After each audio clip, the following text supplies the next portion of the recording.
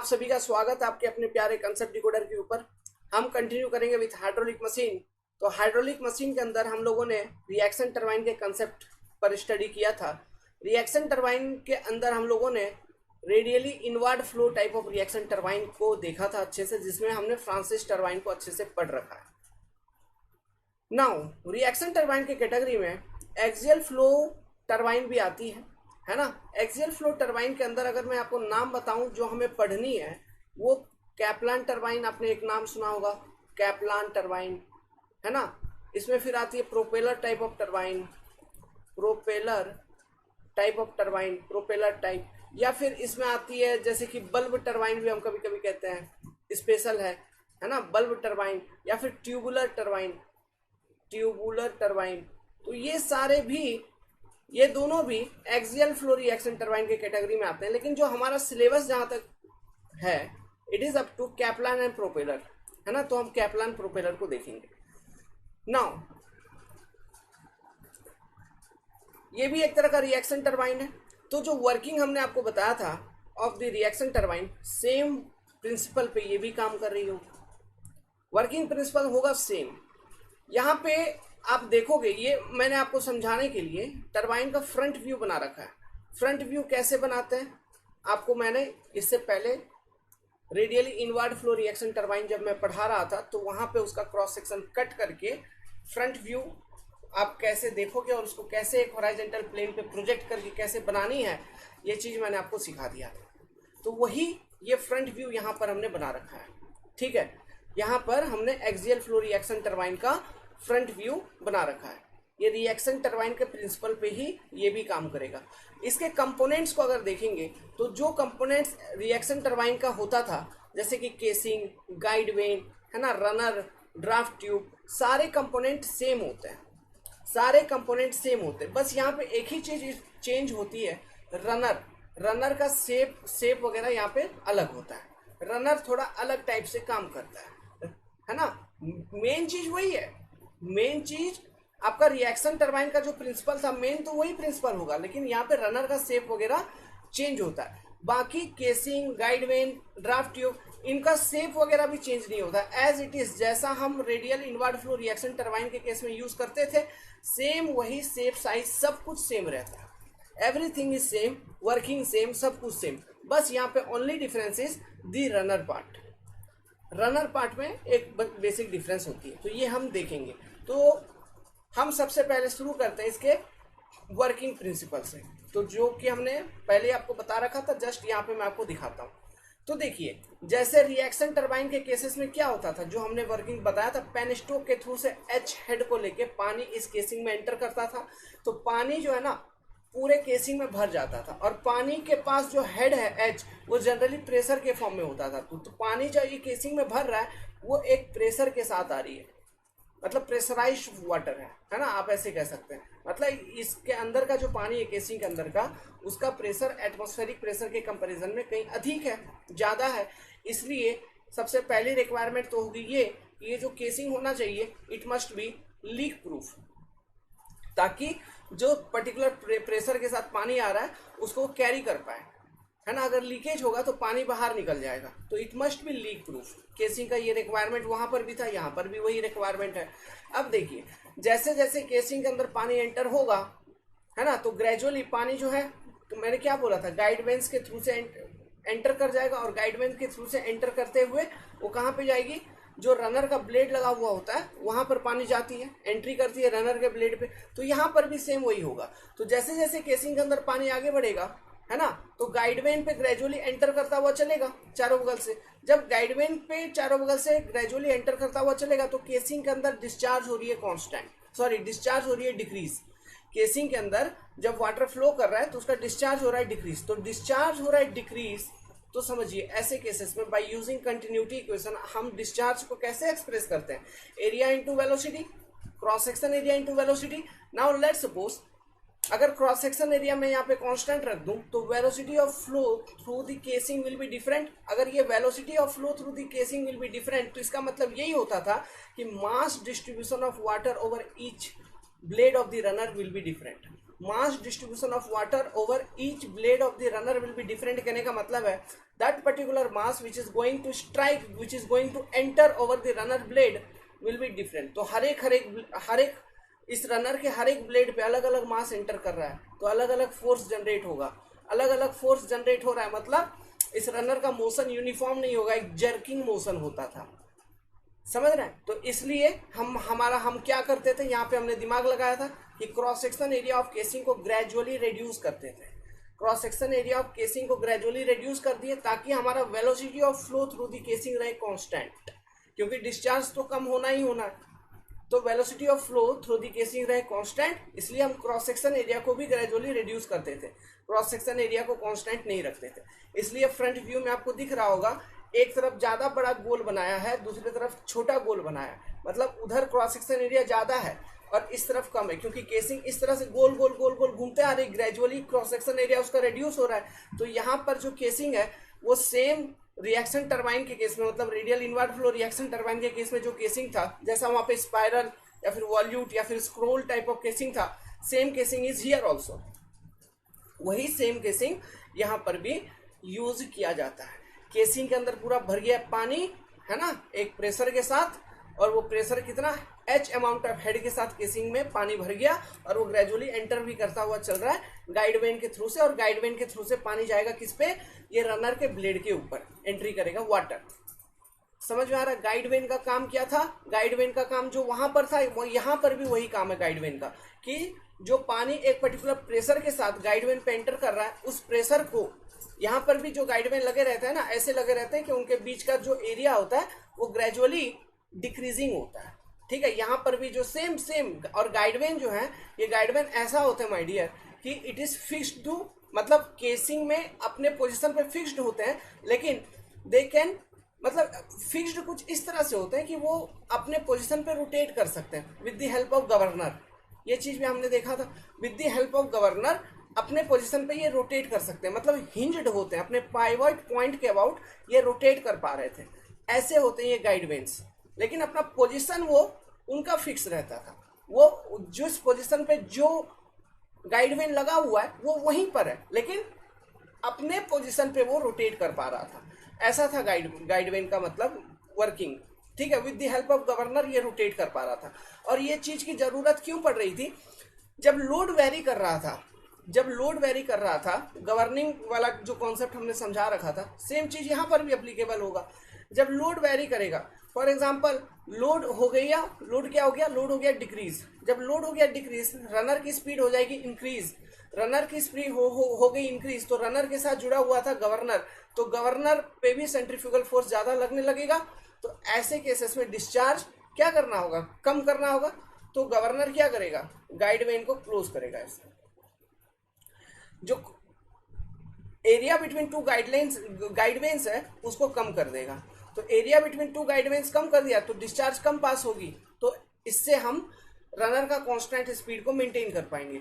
Same जब load increase हो गई, मतलब रनर का स्पीड हो गया डिक्रीज, तो रनर से कनेक्टेड है आपका गवर्नर, तो गवर्नर पे सेंट्रीफ्यूगल फोर्स होगा कम, तो उसका आर्म्स ऐसे कम होने, मतलब फॉल करने लगेगा। ठीक है, रोटेट करते हुए आर्म्स फॉल करने लगेगा। तो गवर्नर को पता चल गया, तो गवर्नर क्या करेगा, गाइड वेन्स को ओपन कर देगा ताकि मास फ्लो रेट इंक्रीज हो, डिस्चार्ज इंक्रीज हो। डिस्चार्ज इंक्रीज होगा तो फिर रनर की स्पीड होगी इंक्रीज, और एक कांस्टेंट स्पीड हम मेंटेन कर पाएंगे रनर का। कांस्टेंट स्पीड मेंटेन करना बहुत जरूरी था। क्यों? हमको इलेक्ट्रिसिटी जो सप्लाई करनी है वो कांस्टेंट फ्रीक्वेंसी के साथ सप्लाई करनी है, और फ्रीक्वेंसी का फॉर्मूला हम जानते हैं, इट इज, वो कितना था, 120 into N upon, sorry frequency का फॉर्मूला हमको याद आ रहा है, P इंटू एन अपॉन 120। तो frequency is related to number of revolution per minute, है ना, तो number of revolution must be constant, तो for frequency to be constant, तो इसलिए ये गवर्निंग एक्शन होता हुआ मिलता था आपको, है ना, इसलिए हमें मास फ्लो रेट को कंट्रोल करने की आवश्यकता पड़ती थी। तो सेम चीज यहाँ पर भी होता हुआ आपको नजर आएगा, जैसा आपको रिएक्शन टरबाइन के केस में होता हुआ नजर आ रहा था, यहाँ पर भी सेम चीज होगा। इसके अतिरिक्त जो गाइडवेन का काम है वो काम क्या है, इसके अतिरिक्त जो गाइडवेन का काम है वो काम ये है कि जो प्रेशर एनर्जी के साथ पानी आपके गाइडवेन के थ्रू से पास करेगा, एंटर करेगा, तो उस प्रेशर एनर्जी को पार्शियली वो वेलोसिटी में कन्वर्ट कर देगा। मतलब रनर के ब्लेड के एंट्री पर जो पानी के पास एनर्जी है वो दो फॉर्म में रहती है, kinetic energy and pressure energy दोनों फॉर्म में रहती है। जैसा हमने देखा था आपका इनवर्ड फ्लो रिएक्शन टरबाइन के केस में दोनों फॉर्म में एनर्जी रहती थी, मतलब ब्लेड के एंट्री पर। सेम यहाँ पर भी वही चीज होगा, रनर के ब्लेड के एंट्री पर pressure energy plus kinetic energy यहाँ पर भी अवेलेबल होगी। क्लियर है? अब मेन चीज यहाँ पर जो आती है ना, वो आती है डायरेक्शन ऑफ फ्लो को समझना। सबसे पहले तो ये बात है डायरेक्शन ऑफ फ्लो को समझना। तो देखिए, डायरेक्शन ऑफ फ्लो को समझने के लिए मैं एक चीज आपको बता रहा हूँ। यहाँ पे हो क्या रहा है, ये केसिंग है, तो केसिंग के थ्रू से वाटर एंटर हुआ इस गाइड वेन के ऊपर, है ना। दोनों बगल से केसिंग के थ्रू से पानी पहले आया गाइड वेन के ऊपर। यहाँ पे एक्सियल फ्लो है। एक्सियल फ्लो के केस में मैंने क्या बोला था, आपका ये साफ्ट दिख रहा है ना, ये रनर का साफ्ट दिख रहा है, ये फ्रंट व्यू दिख रहा है, तो ये साफ्ट आपको दिख रहा है। तो ये क्या हो गया, ये जो एक्सिस मैंने बनाया, दिस इज योर एक्सिस, है कि नहीं, यही तो एक्सिस है। और एक्सियल फ्लो अगर हो रहा है, ठीक है, यही एक्सिस है, इसको मैं लिखता हूँ एक्सिस। अगर एक्सियल फ्लो हो रहा है तो इस एक्सिस के पैरेलल में वाटर एंटर करना चाहिए, इस एक्सिस के पैरेलल में वाटर एंटर करना चाहिए। तो देखिए, केसिंग के थ्रू से गाइड वेन पे पानी आई, फिर गाइड वेन के थ्रू से इस तरह से ये आपके जो है ना, this are the moving plate, ये रनर है इस तरह का कुछ, और ये मूविंग प्लेट है ना। तो ये रनर के मूविंग प्लेट्स पे ब्लेड पे इस तरह से एंटर करेगा और इस तरह से एग्जिट भी कर जाएगा। यहां से एंटर की, फिर ऐसे एग्जिट कर जाएगा। ये जो पानी एग्जिट करेगा ये सीधा ड्राफ्ट ट्यूब में से होते हुए आपका टेल रेस जो है वहां पे चला जाएगा, और टेल रेस से पानी सीधा रिवर के डाउन स्ट्रीम में आप भेज दोगे। यहाँ पे जो डायरेक्शन ऑफ फ्लो होगा, है ना, that will be axial to the shaft, मतलब रनर के एक्सियल में होगा। ठीक है, अब यहाँ पे जो ये जो रनर देख रहे हैं, यही एक चीज डिफर करती है, बाकी सब कुछ सेम होता है, बस रनर का थोड़ा सा डिफरेंस हो जाता है। यहाँ पे रनर थोड़ा अलग टाइप का होता है। ये आप देख रहे हैं, ये साफ्ट है, ठीक है। ये रनर को थोड़ा मैं समझाता हूँ आपको। देखिए, ये जो साफ्ट है ना, ये साफ्ट है, साफ्ट से इस तरह का एक गोल अंडा जैसा कुछ कनेक्टेड है। तो ये जो गोल अंडा जैसा कनेक्टेड है, ये भी एक तरह का साफ्ट ही है, मतलब ये कंप्लीट होमोजेनस बॉडी है ना, वो पूरा का पूरा एक साफ्ट है। इस तरह का जो साफ्ट होता है, इसको हम बॉस या फिर हब कहते हैं। बॉस या फिर और हब, बॉस या फिर हब कहा जाता है इसको, ठीक है। तो ये बॉस या फिर हब जो है, इसके साथ आपके ये जो ब्लेड है ना, रनर के जो ब्लेड है वो कनेक्टेड रहता है, ठीक है। ये बॉस या फिर हब के साथ इस रनर का ब्लेड कनेक्टेड रहता है। मैं आपको दिखाता हूं इसका एक्चुअल फोटो। देखिए कैसा होता है ये रनर। देखो आप, ऐसा होता है ये रनर, ठीक है, देख पा रहे हैं, ठीक है। तो यही जो चीज है ना, मोटू सा, इसी को बोलते हैं बॉस या फिर हब, ठीक है, बॉस या हब। क्या ये घर में जो पंखा लगा हुआ है ऊपर, है ना, आपके रूम में, क्या वैसा नहीं है?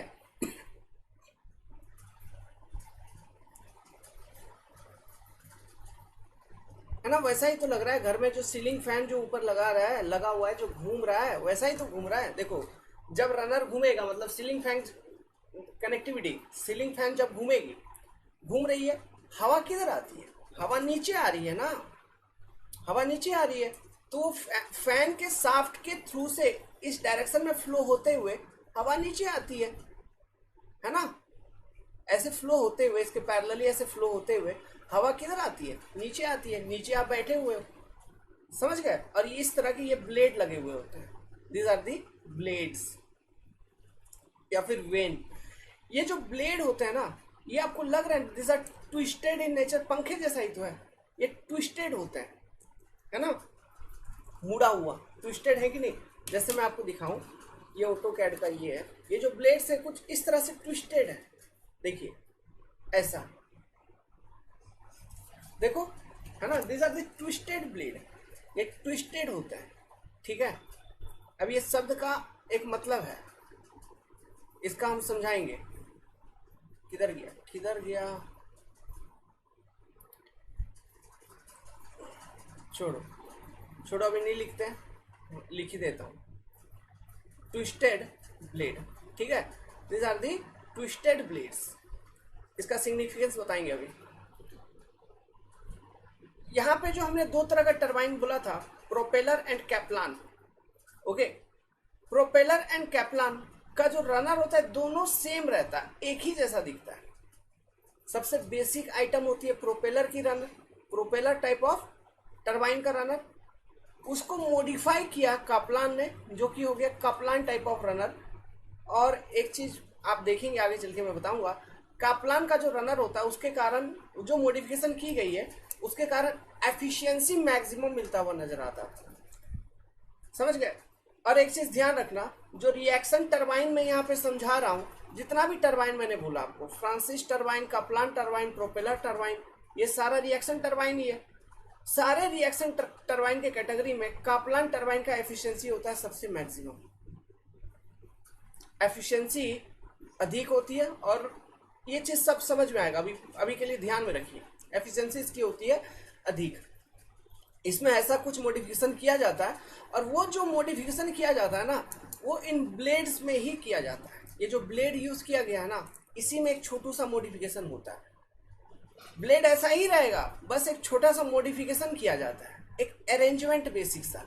वो उसी वक्त समझ में ज्यादा अच्छा लगेगा, समझने में ज्यादा अच्छा लगेगा जब उस टॉपिक पे हम रहेंगे, एफिशिएंसी वाले कॉन्सेप्ट पर, जब इसका एफिशिएंसी हम लोग चेक कर रहे होंगे। ठीक है, अभी के लिए आप फॉर विजुअलाइजेशन देखिए, इस रनर को डाला जा रहा है ना अंदर। फॉर विजुअलाइजेशन आप इसको ध्यान में रखिए, इस तरह का कुछ रनर होता है पंखे जैसा, और यहाँ पे फ्लो होती है एक्सियली। फ्लो कैसे हो रही है? एक्सियली फ्लो हो रही है।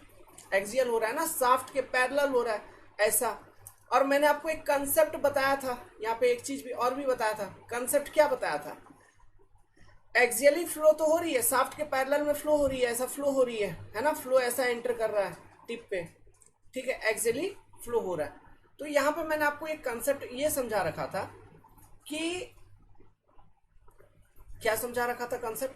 क्रॉस सेक्शन एरिया निकालने का। मतलब अगर हमको डिस्चार्ज वगैरह कैलकुलेट करना है, Q इक्वल टू हम कैसे कैलकुलेट करेंगे?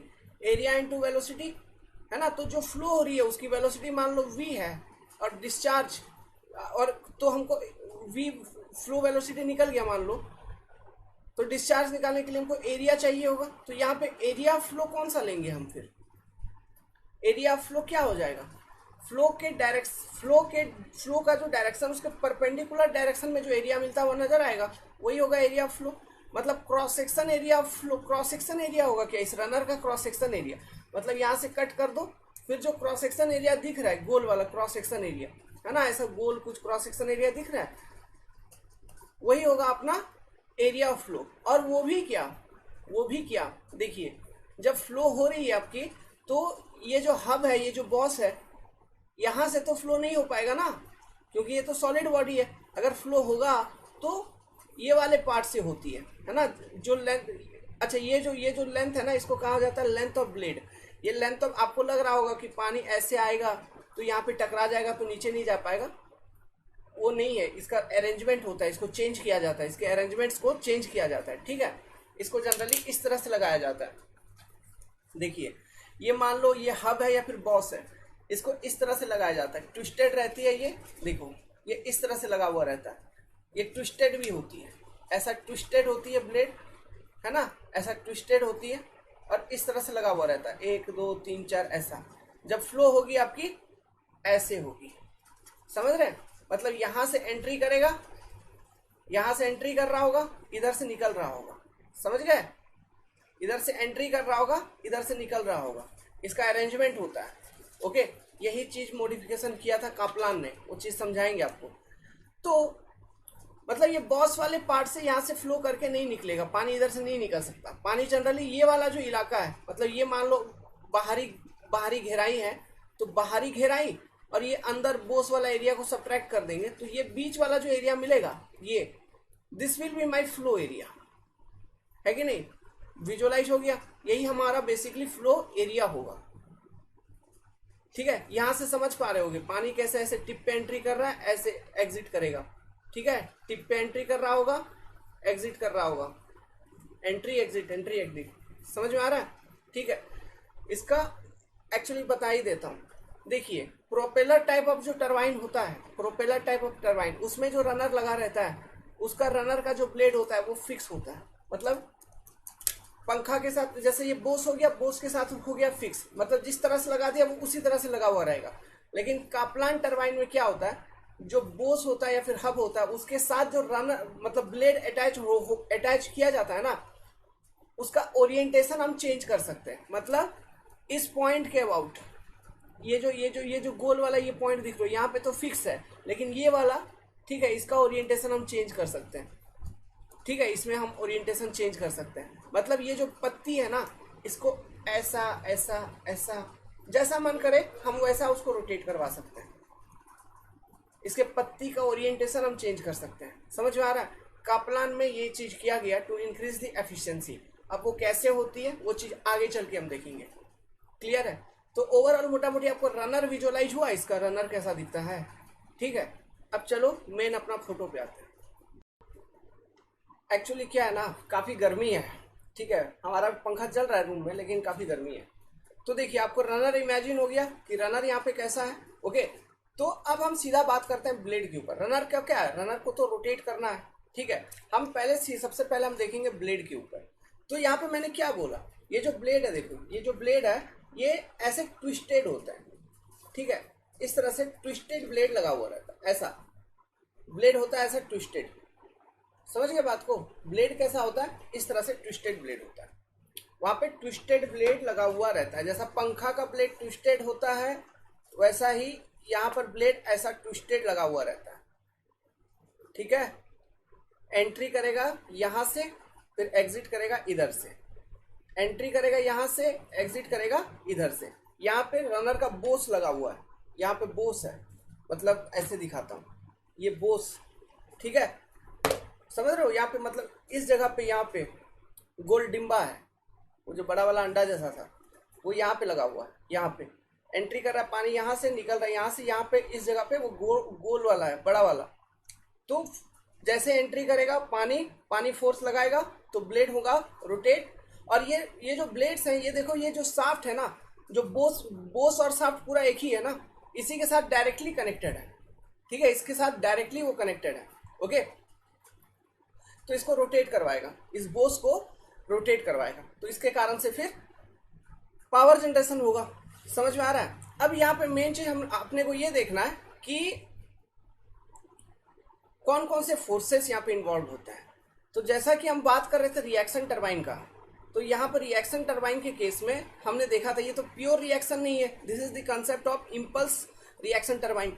हमने एक कॉन्सेप्ट आपको बताया था, प्योर रिएक्शन टरबाइन हम थियोरेटिकली नहीं बना सकते, मतलब प्रैक्टिकली नहीं बना सकते। इट इज थियोरेटिकली, ठीक है, आप देख रहे हो, लेकिन practically the pure reaction turbine is not possible. ठीक है, क्यों? उस केस में रनर पावर 0 होता है। तो रनर पावर जब जनरेट हो ही नहीं रहा है, तो degree of reaction equal to 100% maintain करने का क्या जरूरी है? कोई मतलब नहीं है। प्योर रिएक्शन वाले कंडीशन के करस्पॉन्डिंग स्प्रिंकलर आपका वर्क करता था, है ना।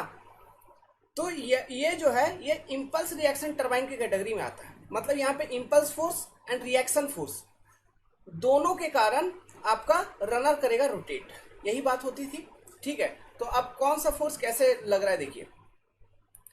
गाइड वेन से पानी एग्जिट हुआ सीधा रनर के टिप से, है ना, यहां से एंट्री किया, मान लो रनर के टिप से एंट्री किया, सॉरी ब्लेड के टिप से एंट्री किया, गाइड वेन से एग्जिट किया, ब्लेड के टिप से वाटर एंट्री किया। तो जब वाटर एंटर कर रहा है इस ब्लेड के ऊपर, तो पानी के पास दो चीजें हैं, एक तो प्रेशर एनर्जी भी है, काइनेटिक एनर्जी भी है। क्योंकि ये जो गाइडवेंस था, ये जो प्रेशर एनर्जी था उसको कंप्लीटली वेलोसिटी में कन्वर्ट नहीं किया था, जैसा नोजल किया करता था इंपल्स टरबाइन के केस में। यहाँ पे हम नोजल तो यूज नहीं कर रहे हैं। तो गाइडवेंस का काम क्या है? To convert partially the pressure energy into velocity and pressure. तो वेलोसिटी एंड प्रेशर के साथ पानी इस रनर के ब्लेड पे आएगा। ठीक है, अब देखो, वेलोसिटी या फिर काइनेटिक एनर्जी के कारण लगेगी क्या? Impulse force. अब वो जो इंपल्स फोर्स लगेगा तो वो क्या करेगा? इस रनर को रोटेट करवाएगा। समझ रहे हो? तो इनकमिंग पे, यहाँ पे एंट्री पे जो भी इम्पल्स, जो भी काइनेटिक एनर्जी होगा, जब वाटर फ्लो करेगी ग्रेजुअली उसकी काइनेटिक एनर्जी हो जाएगी रिड्यूस, क्योंकि काइनेटिक एनर्जी के कारण ही लग रहा था इम्पल्स फोर्स, और उस इम्पल्स फोर्स के कारण हुआ टॉर्क जनरेशन, और जिसके कारण हुआ रोटेट। आपका ये पूरा का पूरा हब या बॉस सिस्टम हुआ रोटेट, जिसके कारण से रनर पावर आपको मिलता हुआ नजर आ रहा। क्लियर है? यहां तक कंसेप्ट क्लियर है? तो एग्जिट पे जो काइनेटिक एनर्जी होगा V2, मतलब जो काइनेटिक एनर्जी होगा वो काफी कम होगा। इसका मतलब जो V2 वेलोसिटी होगा वो काफी कम होगा। समझ रहे हो बात को? सो V1 से कम होगा V2, ये बात क्लियर है? V1 से कम होगा V2। नाउ अब बात करते हैं प्रेशर का। एंट्री पे प्रेशर एनर्जी था P1, ठीक है। अब देखो प्रेशर, यहां पर अगर आप शेप देखोगे इसका, जस्ट मिनट, इसी में देखो, इस तरह से आपका ट्विस्टेड ये ब्लेड है अगर, तो इसका अगर क्रॉस सेक्शन देखोगे, मतलब ये क्रॉस सेक्शन है ना, दिस क्रॉस सेक्शन अगर देखेंगे तो ये जो क्रॉस सेक्शन है ये कैसा है? एरोडायनामिक शेप में होगा। ट्विस्टेड होगा लेकिन वो एरोडायनामिक शेप में। This cross section is again aerodynamic. आप देखिए इसका ये क्रॉस सेक्शन देखिए, ठीक है, एरोडायनामिक शेप का नहीं लग रहा है? The cross section is again aerodynamic. तो चूंकि ये जो कंप्लीट रनर है ये पानी के अंदर ही रोटेट कर रहा है ना, तो वाटर की जो फ्लो होगी, ये जो ब्लेड है इसके इस सरफेस पे भी होगी, इसके इस वाले सरफेस पे भी होगी। इस वाले सरफेस पे वाटर ज्यादा वेलोसिटी के साथ जाएगा, गति इसकी ज्यादा रहेगी, तो टोटल हेड अगर वेलोसिटी ज्यादा है तो प्रेशर हेड क्या होगा? कम होगा। तो इधर प्रेशर कम लग रही होगी और इस तरफ कम वेलोसिटी से जाएगा तो प्रेशर इधर ज्यादा लग रहा होगा। मान लो इधर P लग रहा है तो इधर P plus delta P pressure लग जाएगा। मतलब ये जो ब्लेड है इस ब्लेड के अक्रॉस में आपका एक प्रेशर डिफरेंस जनरेट होगा, जिसके कारण रिएक्शन फोर्स जो कि लिफ्ट फोर्स के फॉर्म में डेवलप हो रहा था, जो हमने वहां देखा था, यहां पर भी डेवलप होगा। और वो कर देगा क्या? वो लगाएगा टॉर्क, है ना, वो लगाएगा टॉर्क, और उस टॉर्क के कारण आपका ये फिर रनर होगा रोटेट। तो यहाँ पे प्रेशर एनर्जी भी जब वाटर आपकी फ्लो करेगी तो प्रेशर एनर्जी P1 के साथ जब एंटर हो रहा है तो फ्लो करते करते ग्रेजुअली आपका प्रेशर एनर्जी एग्जिट पे कम होगा, वो हो जाएगा P2। P1 से होगा P2 कम, ठीक है। प्रेशर डिक्रीज हो रहा है, तो अभी रिलेटिव वेलोसिटी के ऊपर अगर बात करोगे तो एंट्री पे जो रिलेटिव वेलोसिटी है एग्जिट के करस्पॉन्डिंग कम होगी, क्योंकि प्रेशर हो रही है डिक्रीज, है ना, तो relative velocity at the same time होगा इंक्रीज। ये कॉन्सेप्ट भी क्लियर था। तो यहां पर भी सेम वही चीज हो रहा होगा। समझ में आ रहा है? इसलिए इसका जो भी वर्किंग प्रिंसिपल है वो भी सेम है जो वर्किंग प्रिंसिपल हमने आपको डिस्कस किया था रिएक्शन टरबाइन के केस में। ये भी तो रिएक्शन टरबाइन है, तो ये भी सेम वही वर्किंग प्रिंसिपल पे ये भी काम कर रही है। आपको मोटा मोटी वर्किंग प्रिंसिपल सारा समझ में आ गया, लिंकअप हो गया, ठीक है। अब असली मुद्दों पे बात करते हैं। देखिए पहला मुद्दा क्या है, एक बार फिर से आप लोग विजुअलाइज कर लीजिए। तो ये मान लो ये बोस है, ठीक है, मतलब बोस है, मतलब ऐसा ये बोस है और ऐसा शाफ्ट लगा हुआ है, ठीक है। अब ये जो ट्विस्टेड प्लेट्स हैं इस रनर के, यहाँ पे ऐसे ऐसे ऐसे लगे हुए हैं, मैंने आपको विजुअलाइज करवा दिया था, इस तरह से लगे हुए हैं। दिस ट्विस्टेड प्लेट जिस पे फोर्स लगेगा और इसके कारण ये मूव करेगा, तो this are the moving plates, ठीक है, जो इस बोस से कनेक्टेड है। यहाँ पे जो डायरेक्शन ऑफ फ्लो है वो कैसा है डियर? डायरेक्शन ऑफ फ्लो ऐसा है, पानी ऐसा आ रहा है, मतलब ये शाफ्ट था, मान लो यहाँ पे एक साथ पकड़ नहीं पा रहे हैं हम, ठीक है, ऐसा कुछ है यहाँ पे, तो ये शाफ्ट था, है ना, तो शाफ्ट के पैरेलल हो रहा है, मतलब यहाँ से पानी आ रहा है ऐसे फ्लो करके ऐसे निकल जा रहा है, इधर से एंट्री कर रही है फ्लो करके एग्जिट कर जा रही है। इसके नीचे रिएक्शन टरबाइन है, तो यहाँ पे नीचे में क्या है? ड्राफ्ट ट्यूब लगा हुआ है, एक डाइवर्जिंग एरिया का ट्यूब लगा हुआ है। ड्राफ्ट ट्यूब के ऊपर बात करेंगे, इसके ऊपर अलग से बात करेंगे, इसका थ्योरी कॉन्सेप्ट बहुत इंटरेस्टिंग है, इसके ऊपर अलग से बात करेंगे, ठीक है। तो ड्राफ्ट ट्यूब का काम यही, अभी के लिए यही समझिए, ये टेल वाटर में डूबा हुआ रहता है, टेल रेस में डूबा हुआ रहता है, और जो पानी एग्जिट कर रही है ना ब्लेड से, जो पानी बाहर निकल रही है, ये पानी, इस पानी को ये अच्छे से सेफली टेल वाटर में लेके जाता है, ठीक है। अभी के लिए इतना ध्यान में रखिए, ड्राफ्ट ट्यूब का यही रोल है। ये समझ में आया? एक बार रनर को भी विजुअलाइज करवा दिया। अब देखिए मैकेनिज्म आपको क्लियर है वर्किंग। अब हम इसके बारे में बात करते हैं। ठीक है, ये तो बेसिक था जो हम लोगों ने पहले कवर कर रखा था। जस्ट मैंने आपको यहाँ पे समझा दिया कि वही सब चीज़ यहाँ पर भी हो रहा होगा, तो एक तरह से रिवीजन टाइप का आपका हो गया। अब हम इसके बारे में बात करते हैं। तो देखिए यहाँ पे जो प्लेट्स हैं ये है ट्विस्टेड, है ना। ये प्लेट क्या है, इस तरह से ट्विस्टेड है, इस तरह से ट्विस्टेड प्लेट लगा हुआ है, मतलब ऐसे ट्विस्टेड प्लेट लगा हुआ है। मैं बना नहीं पा रहा हूँ ट्विस्टेड, एक मिनट रुको, अभी बन जाएगा ऐसा। ठीक है, ये यहाँ पे बोस, इससे ये ट्विस्टेड प्लेट इस तरह से कनेक्टेड है। ट्विस्टेड प्लेट समझ में आ रहा है ना, ये ऐसा ट्विस्टेड प्लेट।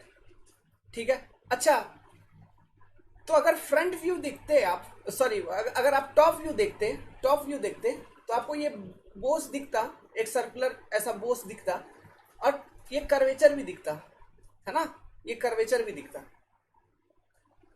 क्योंकि ये ट्विस्टेड है तो ये कर्वेचर भी दिखता। लेकिन हम चूंकि फ्रंट व्यू देख रहे हैं, ठीक है, आप सामने से देख रहे हो, तो इसलिए मैंने जो मूविंग प्लेट यहाँ पे बनाया उसमें कोई कर्वेचर नहीं दिखा, ऐसे फ्लैट दिखा दिया, क्योंकि हमको कर्वेचर दिखेगा ही नहीं। समझ में आ रहा है, ये जो ट्विस्टिंग किया गया है ये चीज हमको दिखेगा ही नहीं। ठीक है, देखिए मेन चीज मैं जो समझाना चाहता हूं उस चीज को आप ध्यान से सुनिए।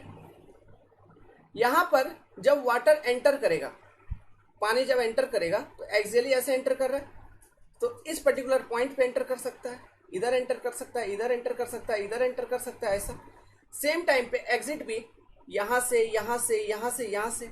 ये जो ब्लेड है, इसका ये जो चीज होता है ना, इसको कहते हैं लेंथ ऑफ ब्लेड, इसको कहते हैं, इसी को कहते हैं लेंथ ऑफ ब्लेड। ये जो चीज है इसी को कहते हैं लेंथ ऑफ ब्लेड। तो along the length of blade आपका पानी कहीं से भी एंटर कर सकता है। ये जो ट्विस्टिंग किया गया ना माय डियर, ये ट्विस्टिंग के कारण जनरली हुआ क्या, इफेक्ट क्या हुआ है, जो ब्लेड का एंगल है एंट्री पे, हर एक पॉइंट पे, मान लो यहां से एंट्री कर रहा है तो यहाँ के करस्पॉन्डिंग जो ब्लेड का एंगल है वो है थीटा, मान लो θ1, ये पॉइंट 1 है।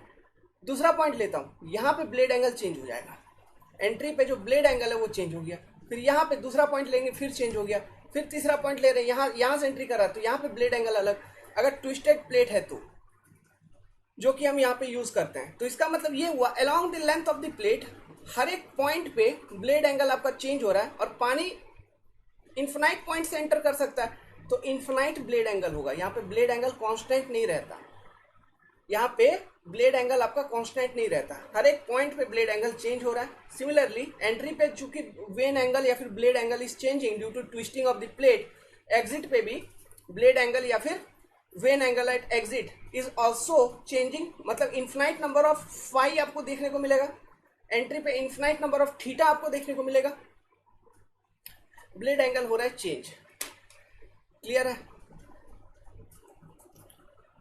एक पॉइंट तो ये आपने नोट किया कि एंट्री पर और एग्जिट पर along the length of the blade infinite number of when angle आपको देखने को मिलेगा।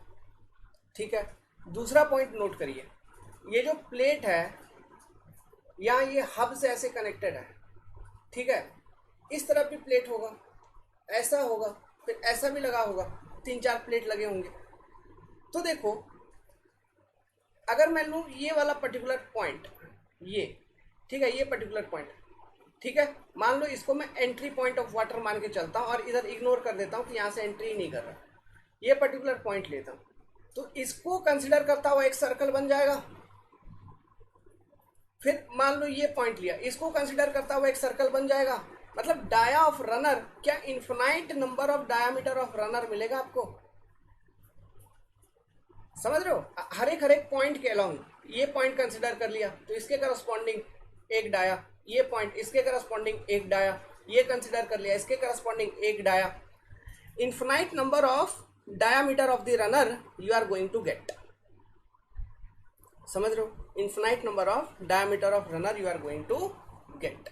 तो प्रॉब्लम जब हम क्वेश्चंस करेंगे, डिजाइन करेंगे, सॉल्व करेंगे, ठीक है, वहां पे फिर हम कौन सा डाया हमको लेना होगा, ये दिक्कत आती है। अगर देखो मेन चीज क्या हुआ, इन्फिनाइट नंबर ऑफ अगर डाया है तो देखिए ओमेगा एंगुलर स्पीड से वो रोटेट कर रहा है आपका, सो इन्फिनाइट नंबर ऑफ डाया है तो टेंजेंशियल वेलोसिटी ऑफ दिस क्या ऑफ दिस प्लेट, है ना, at different point will be different, क्योंकि रेडियल डिस्टेंस तो सेम नहीं है ना।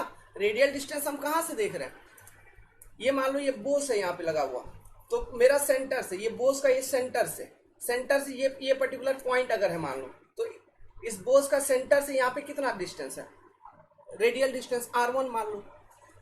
तो एट रेडियल डिस्टेंस r1, क्योंकि u टेंजेंशियल वेलोसिटी का जो फॉर्मूला होता है u इक्वल टू क्या होता है, ओमेगा इंटू आर, है ना।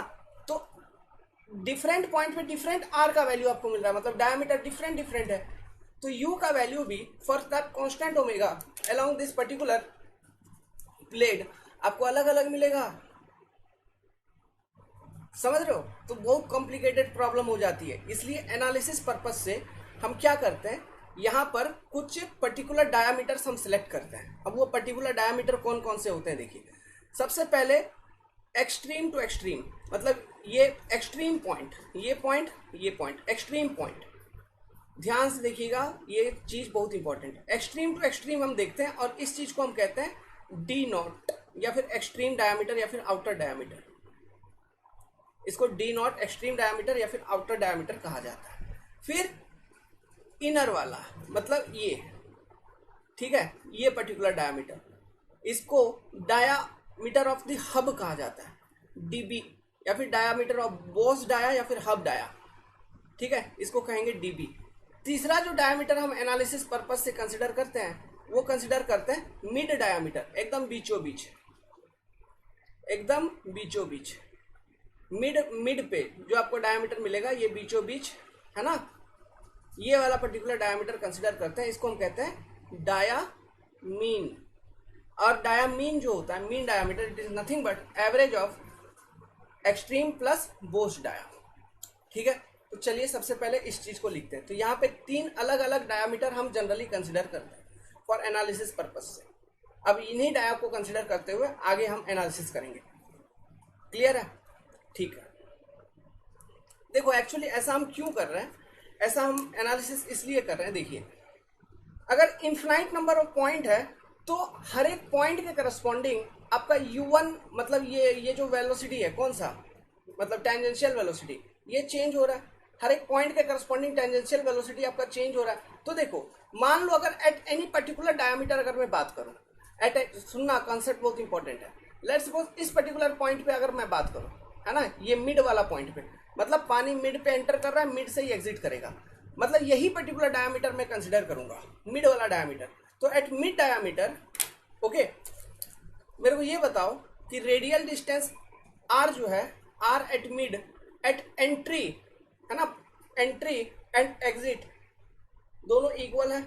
यहां से यहां तक का रेडियल डिस्टेंस, फिर यहां से यहां तक का रेडियल डिस्टेंस, ये दोनों तो इक्वल होगा ना।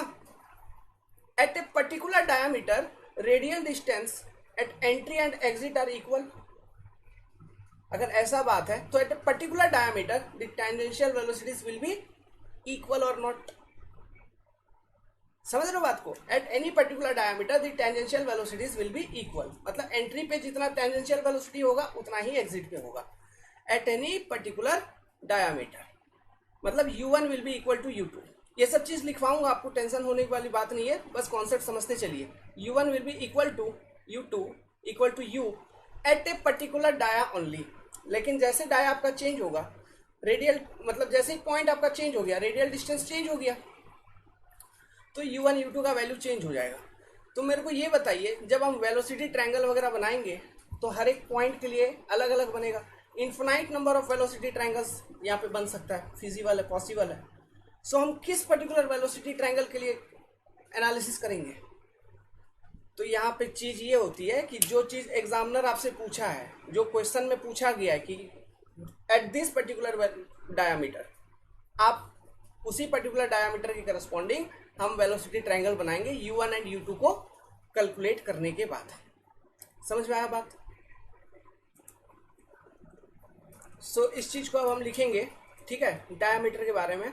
सो यहाँ पे हम जनरली 3 पर्टिकुलर डायमीटर ऐसा है जिसको हम कंसिडर करेंगे, 3 पर्टिकुलर डायमीटर्स, और उनके करस्पॉन्डिंग हम एनालिसिस करेंगे। तो अभी आपको वो डायग्राम नहीं बनाना है, मैं आपको बोलूँगा डायग्राम बनाने के लिए, तब आप बनाना। अच्छा, अभी आप डायग्राम बना सकते हो। अभी ये वाला जो डायग्राम है, you can now make. Diameter यहाँ पे हमको दिखाना था, जो हमने दिखा दिया। ये डायग्राम आप बना लीजिए, ठीक है। फ्रंट व्यू ये लिखना नहीं भूलना कि this is the front view. ये डायग्राम बना लीजिए, ठीक है। इसके बाद हम लिखेंगे, चलिए ये डायग्राम पॉज करके डायग्राम बना लो। इसके बाद देखिए जो डायामीटर्स है, डायामीटर्स वो हम कौन कौन सा कंसिडर कर रहे हैं? डी नॉट, जिसको हम कह रहे हैं आउटर डाया या फिर एक्सट्रीम डाया, आउटर डाया या फिर एक्सट्रीम डाया, या फिर इसको टिप डाया भी कभी कभी आप कह सकते हो, टिप डाया, ये होता है डी नॉट। फिर हमने देखा डीबी, ठीक है, इसको हम कहते हैं हब डाया या फिर बॉस डाया, हब डाया या boss dia, okay, hub dia या बॉस डाया। तीसरा डायमीटर जो हमने कंसिडर किया D M, which is nothing but mean diameter, mean diameter which is average of D naught plus DB, which is average of D naught plus DB. तो ये तीन diameter आपको clear है। अब सेकेंड चीज टेंजेंशियल वेलोसिटी के बारे में बात कर लेते हैं। टेंजेंशियल वेलोसिटी, जो टेंजेंशियल वेलोसिटी होगा माय डियर, वो हम कैसे निकालते हैं? u equal to pi times d into N upon 60। तो यहाँ पे n तो कांस्टेंट है, पाई कांस्टेंट, 60 कांस्टेंट, तो टेंजेंशियल वेलोसिटी डिपेंड कर रहा है आपका d के ऊपर। तो d अलग अलग होगा, टेंजेंशियल वेलोसिटी अलग अलग होगा। लेकिन मैंने एक चीज आपको बताया, तो अभी अभी समझा कि at a particular diameter the tangential velocity at entry and exit will be equal. लेकिन अगर पॉइंट अलग अलग होगा, डाया अलग अलग हो जाएगा, तो टेंजेंशियल वेलोसिटी अलग अलग हो जाएगा, फिर अलग हो जाएगा उसके करस्पॉन्डिंग, फिर उस पॉइंट के करस्पॉन्डिंग वेलोसिटी ट्रायंगल अलग हो जाएगी आपकी, ठीक है। सो इस पॉइंट को हम लिख सकते हैं कि u1 u will be equal to u1 equal to u2, है ना, equal to pi times d into n by 60 at a particular diameter, at a particular dia, ठीक है। We can write this also, clear है। तीसरा point, अब हमको power वगैरह अगर कैलकुलेट करना है ना, तो वहां पे हमको डिस्चार्ज वगैरह चाहिए।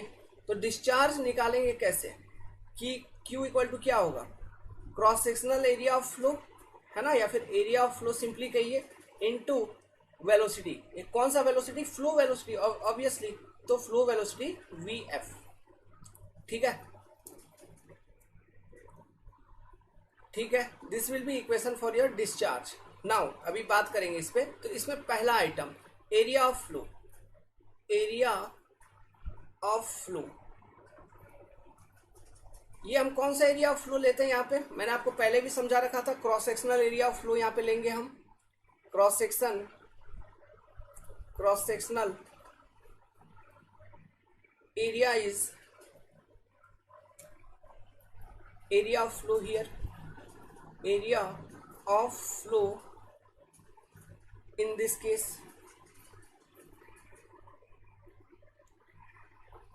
अब ये क्रॉस सेक्शनल एरिया हम कैसे निकालेंगे?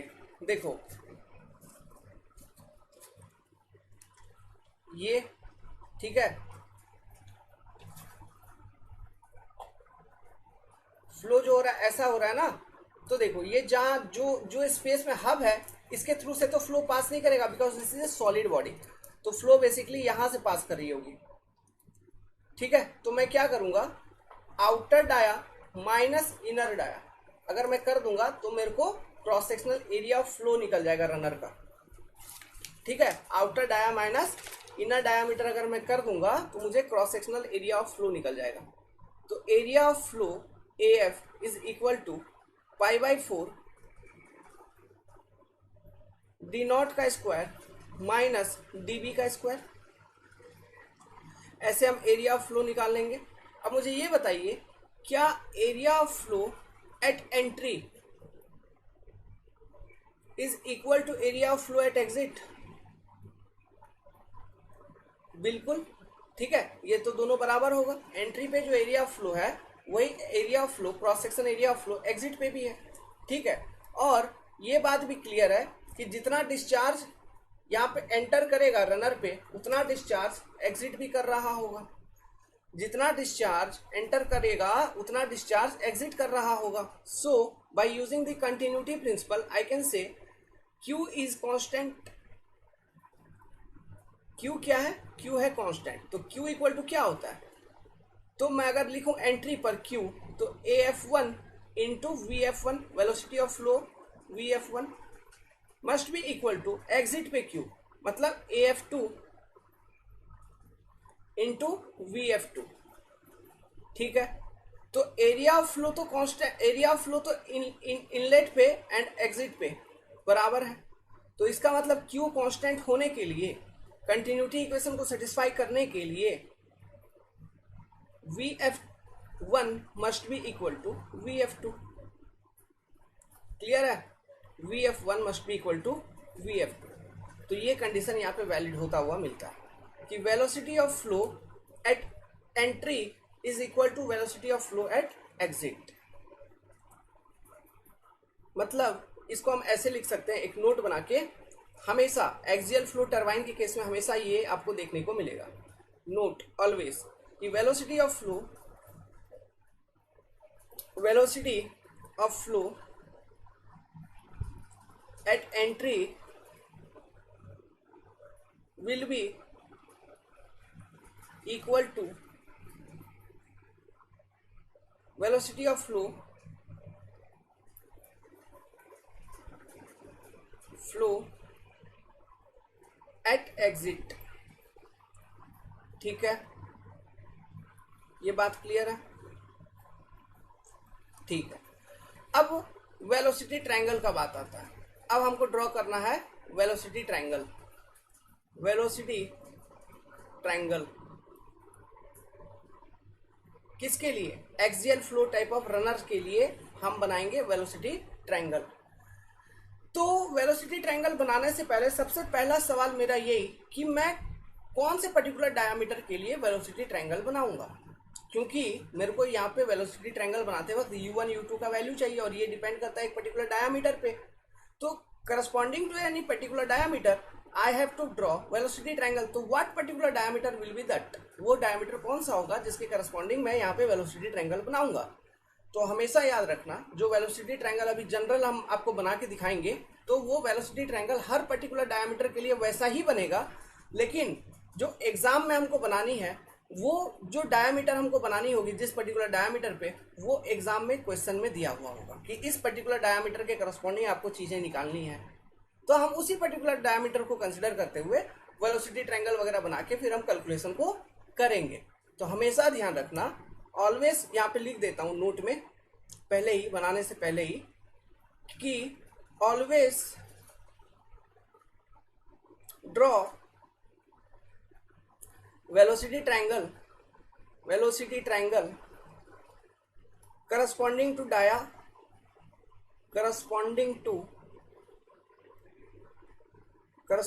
टू हैंग हो रहा है थोड़ा सा, इसलिए थोड़ा corresponding to dia given in problem. याद रहेगा? याद रहेगा। बच्चों जैसा पढ़ाते हैं आपको, कोई गलती आपका मिस्टेक ना हो, कंसेप्ट के साथ साथ न्यूमेरिकली भी स्ट्रांग होना है ना। ये सब गलती करोगे तो इसलिए चीजों को क्लियर कट करते हुए चलिए। नाउ वेलोसिटी ट्रायंगल कैसे बनाएंगे? तो देखिए, यहां पे हम सबसे पहले ऐसा स्ट्रेट लाइन बनाएंगे।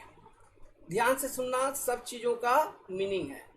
ऐसा एक स्ट्रेट लाइन बनाएंगे, ऐसा और एक स्ट्रेट लाइन बनाएंगे। ठीक है, फिर यहां पर एक प्लेट को हमने बना दिया, जो प्लेट है उस प्लेट को हमने दिखा दिया, this is the plate. Okay, ये हो गया आपका प्लेट। पहला सवाल, जब हम इनवर्ड फ्लो रिएक्शन टरबाइन के केस में हम बनाते थे वेलोसिटी ट्रायंगल, तो याद करो हम सबसे पहले ऐसे कर्व लाइन बनाते थे, इस तरह का कर्व लाइन बनाते थे, फिर यहां पे प्लेट बनाते थे ऐसा, ठीक है। लेकिन यहां पे हमने स्ट्रेट लाइन बनाया। ये क्यों बनाया? सबसे पहला क्वेश्चन ये है, ये क्यों बनाया? वो इसलिए बनाया क्योंकि यहाँ पे रेडियल डिस्टेंस, ये हम किसी एक पर्टिकुलर डायमीटर के करस्पॉन्डिंग वेलोसिटी ट्रायंगल एंट्री पे एग्जिट पे बनाएंगे, है ना। तो यहाँ पे जो रेडियल डिस्टेंस है, रेडियल डिस्टेंस जो है, ठीक है, फ्रॉम द सेंटर जो रेडियल डिस्टेंस होगा वो एंट्री और एग्जिट पे दोनों का है सेम। रेडियल डिस्टेंस दोनों का है सेम एंट्री एंड एग्जिट पे, इसलिए हमने यहाँ पे स्ट्रेट लाइन बना दिया। समझ में आ रहा बात? स्ट्रेट लाइन इसलिए बनाए क्योंकि एंट्री पे और एग्जिट पे रेडियल डिस्टेंस है सेम। समझिए बात, ठीक है। इसलिए स्ट्रेट लाइन ऐसे बनाया जाता है, शो किया जाता है। नेक्स्ट देखो, गाइडवेन के थ्रू से पानी एंटर हुई अल्फा एंगल पे। सबसे पहले v1 वेलोसिटी के साथ गाइडवेन के थ्रू से पानी एंटर होगी अल्फा एंगल पे, ठीक है। अल्फा एंगल पे गाइडवेन के थ्रू से v1 वेलोसिटी के साथ पानी एंटर हुई अल्फा डायरेक्शन में। गाइडवेन आपका वाटर को डायरेक्ट कर देता है, तो पानी हो गया एंटर। क्लियर है? पानी हो गया एंटर। नाउ यहां पे आप ये this is your entry point and this is your exit point, this is your exit point, point 2। तो पॉइंट 1 पे आप निकाल लेंगे मतलब tangential velocity of the plate. जो आप निकालोगे u1 that will be equal to u2 which will be equal to pi into d into n by 60। ये कौन सा डायमीटर है? ये वो डायमीटर है जिस डायमीटर के करस्पॉन्डिंग एग्जामिनर आपको क्वेश्चन पूछा है, उसी के करस्पॉन्डिंग हम वेलोसिटी ट्रायंगल बना के आपको दिखा रहे हैं। तो u1 होगा u2 के बराबर। तो let's suppose the tangential velocity है, तो हम इस तरह से शो करेंगे, दिस इज योर u1 मान लो। अब हमने आपको बोला था कि for shockless entry of water over the blade, आपका जो रिलेटिव वेलोसिटी का डायरेक्शन होना चाहिए, it must be tangential to the vane angle at entry. Similarly for shockless exit of water through the vane, जो रिलेटिव वेलोसिटी का direction होना चाहिए, it must be tangential to the vane angle at exit. ये चीज हमने पहले ही establish कर दिया था। फॉर सॉकलेस एंट्री या फिर फॉर स्मूथ एंट्री ऐसे कह सकते हैं। तो इसका मतलब ये हुआ, जो हम रिलेटिव वेलोसिटी दिखाएंगे, रिलेटिव वेलोसिटी का डायरेक्शन होगा ये हो गया रिलेटिव वेलोसिटी। किस डायरेक्शन में? टेंजेंशियल डायरेक्शन में। Means let's suppose this is your theta, sorry phi direction लिख दिया यहाँ पे, थीटा डायरेक्शन मतलब कौन सा direction? Tangential to the vane angle at entry, है ना, उसी के डायरेक्शन में। थीटा डायरेक्शन में ये रिलेटिव वेलोसिटी आप यहाँ पे VR1 शो कर देंगे। नाउ यहां पर VR1 will be less than VR2, ये बात भी सही है। VR1 की जो मैग्नीट्यूड होगी वो VR2 से कम होगी। क्यों? क्योंकि ये इंपल्स रिएक्शन टरबाइन का कंडीशन है, तो प्रेशर डिक्रीज हो रहा है। प्रेशर डिक्रीज होने के कारण रिलेटिव वेलोसिटी आपको एग्जिट पे इंक्रीज होता हुआ मिलेगा। रिलेटिव वेलोसिटी जो है एग्जिट पे इंक्रीज होता हुआ मिलेगा। नाउ v1 का जब हम x कंपोनेंट लेंगे तो हमको मिलेगा क्या? VW1 whirl velocity at entry. और v1 का जब हम y कंपोनेंट लेंगे हमको मिलेगा फ्लो वेलोसिटी एट एंट्री। तो let's suppose this is your vf1, ठीक है, फ्लो वेलोसिटी एट एंट्री। ये एंगल होगा आपका 90 डिग्री, और ये जो यहां तक का वेलोसिटी है ये निकल गया आपका VW1 whirl velocity at entry. Now एक चीज ध्यान में रखिए, यहां पर जो हमने थीटा एज्यूम करके ये वेलोसिटी ट्रायंगल बनाया है, it is your less than 90 degree. ये थीटा जो वेन एंगल है ये कुछ भी हो सकता है, लेस देन 90 हो सकता है, इक्वल टू 90 हो सकता है, ग्रेटर देन 90 हो सकता है, ठीक है। लेकिन हम जो अभी एज्यूम करके बना रहे हैं लेस देन 90 डिग्री एज्यूम करके बना रहे हैं। प्रॉब्लम में थीटा कैलकुलेशन करने के बाद अगर ग्रेटर देन 90 आ गया तो उसके अकॉर्डिंग आपका ब्लेड आप यहाँ पे शो कर दोगे। ये लेस देन 90 वाला केस, ये 90 वाला केस, ये ग्रेटर देन 90 वाला केस, तीनों कंडीशंस मैंने आपको समझा रखे थे इससे पहले वाले क्लास में, जिसमें हमने एक कन्वेंशनल क्वेश्चन सॉल्व किया था, उस कन्वेंशनल क्वेश्चन के माध्यम से। Is it clear to you? तो ये हो गया आपका एंट्री पे वेलोसिटी ट्रायंगल। ओके, एग्जिट पे सिमिलरली आप वेलोसिटी ट्रायंगल को बनाइए। तो सबसे पहले आप दिखाएंगे क्या? रिलेटिव वेलोसिटी का डायरेक्शन एग्जिट पे which will be tangential to the tip at exit, है ना, और उसका मैग्नीट्यूड भी ज्यादा होगा VR1 के कंपैरिजन में। तो let's suppose this is your VR1, sorry VR2, okay. Now ये जो VR2 का डायरेक्शन है ये फाई डायरेक्शन में है फॉर सॉकलेस एग्जिट। दूसरा U2 जो है it will be equal in magnitude of U1, है ना, तो ये मैंने दिखा दिया आपको यहाँ पे U2 बना के इस तरह से, and this is the direction your phi direction. ये जो होगा this will be your V2, ये क्या है, दिस इज योर V2, और V2 का डायरेक्शन क्या है, बीटा डायरेक्शन में आपको V2 मिलता हुआ नजर आ रहा है ना, बीटा डायरेक्शन में। नाउ V2 का अगर horizontal component and vertical component लेंगे तो आपको मिलेगा यहाँ पे flow velocity at exit VF2 and whirl velocity at exit VW2, इस तरह से। और अभी अभी हमने एस्टैब्लिश किया था in case of axial flow reaction turbines VF1 is always equal to VF2, ये हमेशा होगा, ये हमने अभी अभी एस्टैब्लिश किया था। अगर VF1 is always equal to VF2 तो इसका मतलब Fy विल भी होगा 0, हमने पहले ही निकाल रखा था Fy के लिए फॉर्मूला, वो भी होगा यहाँ पर 0।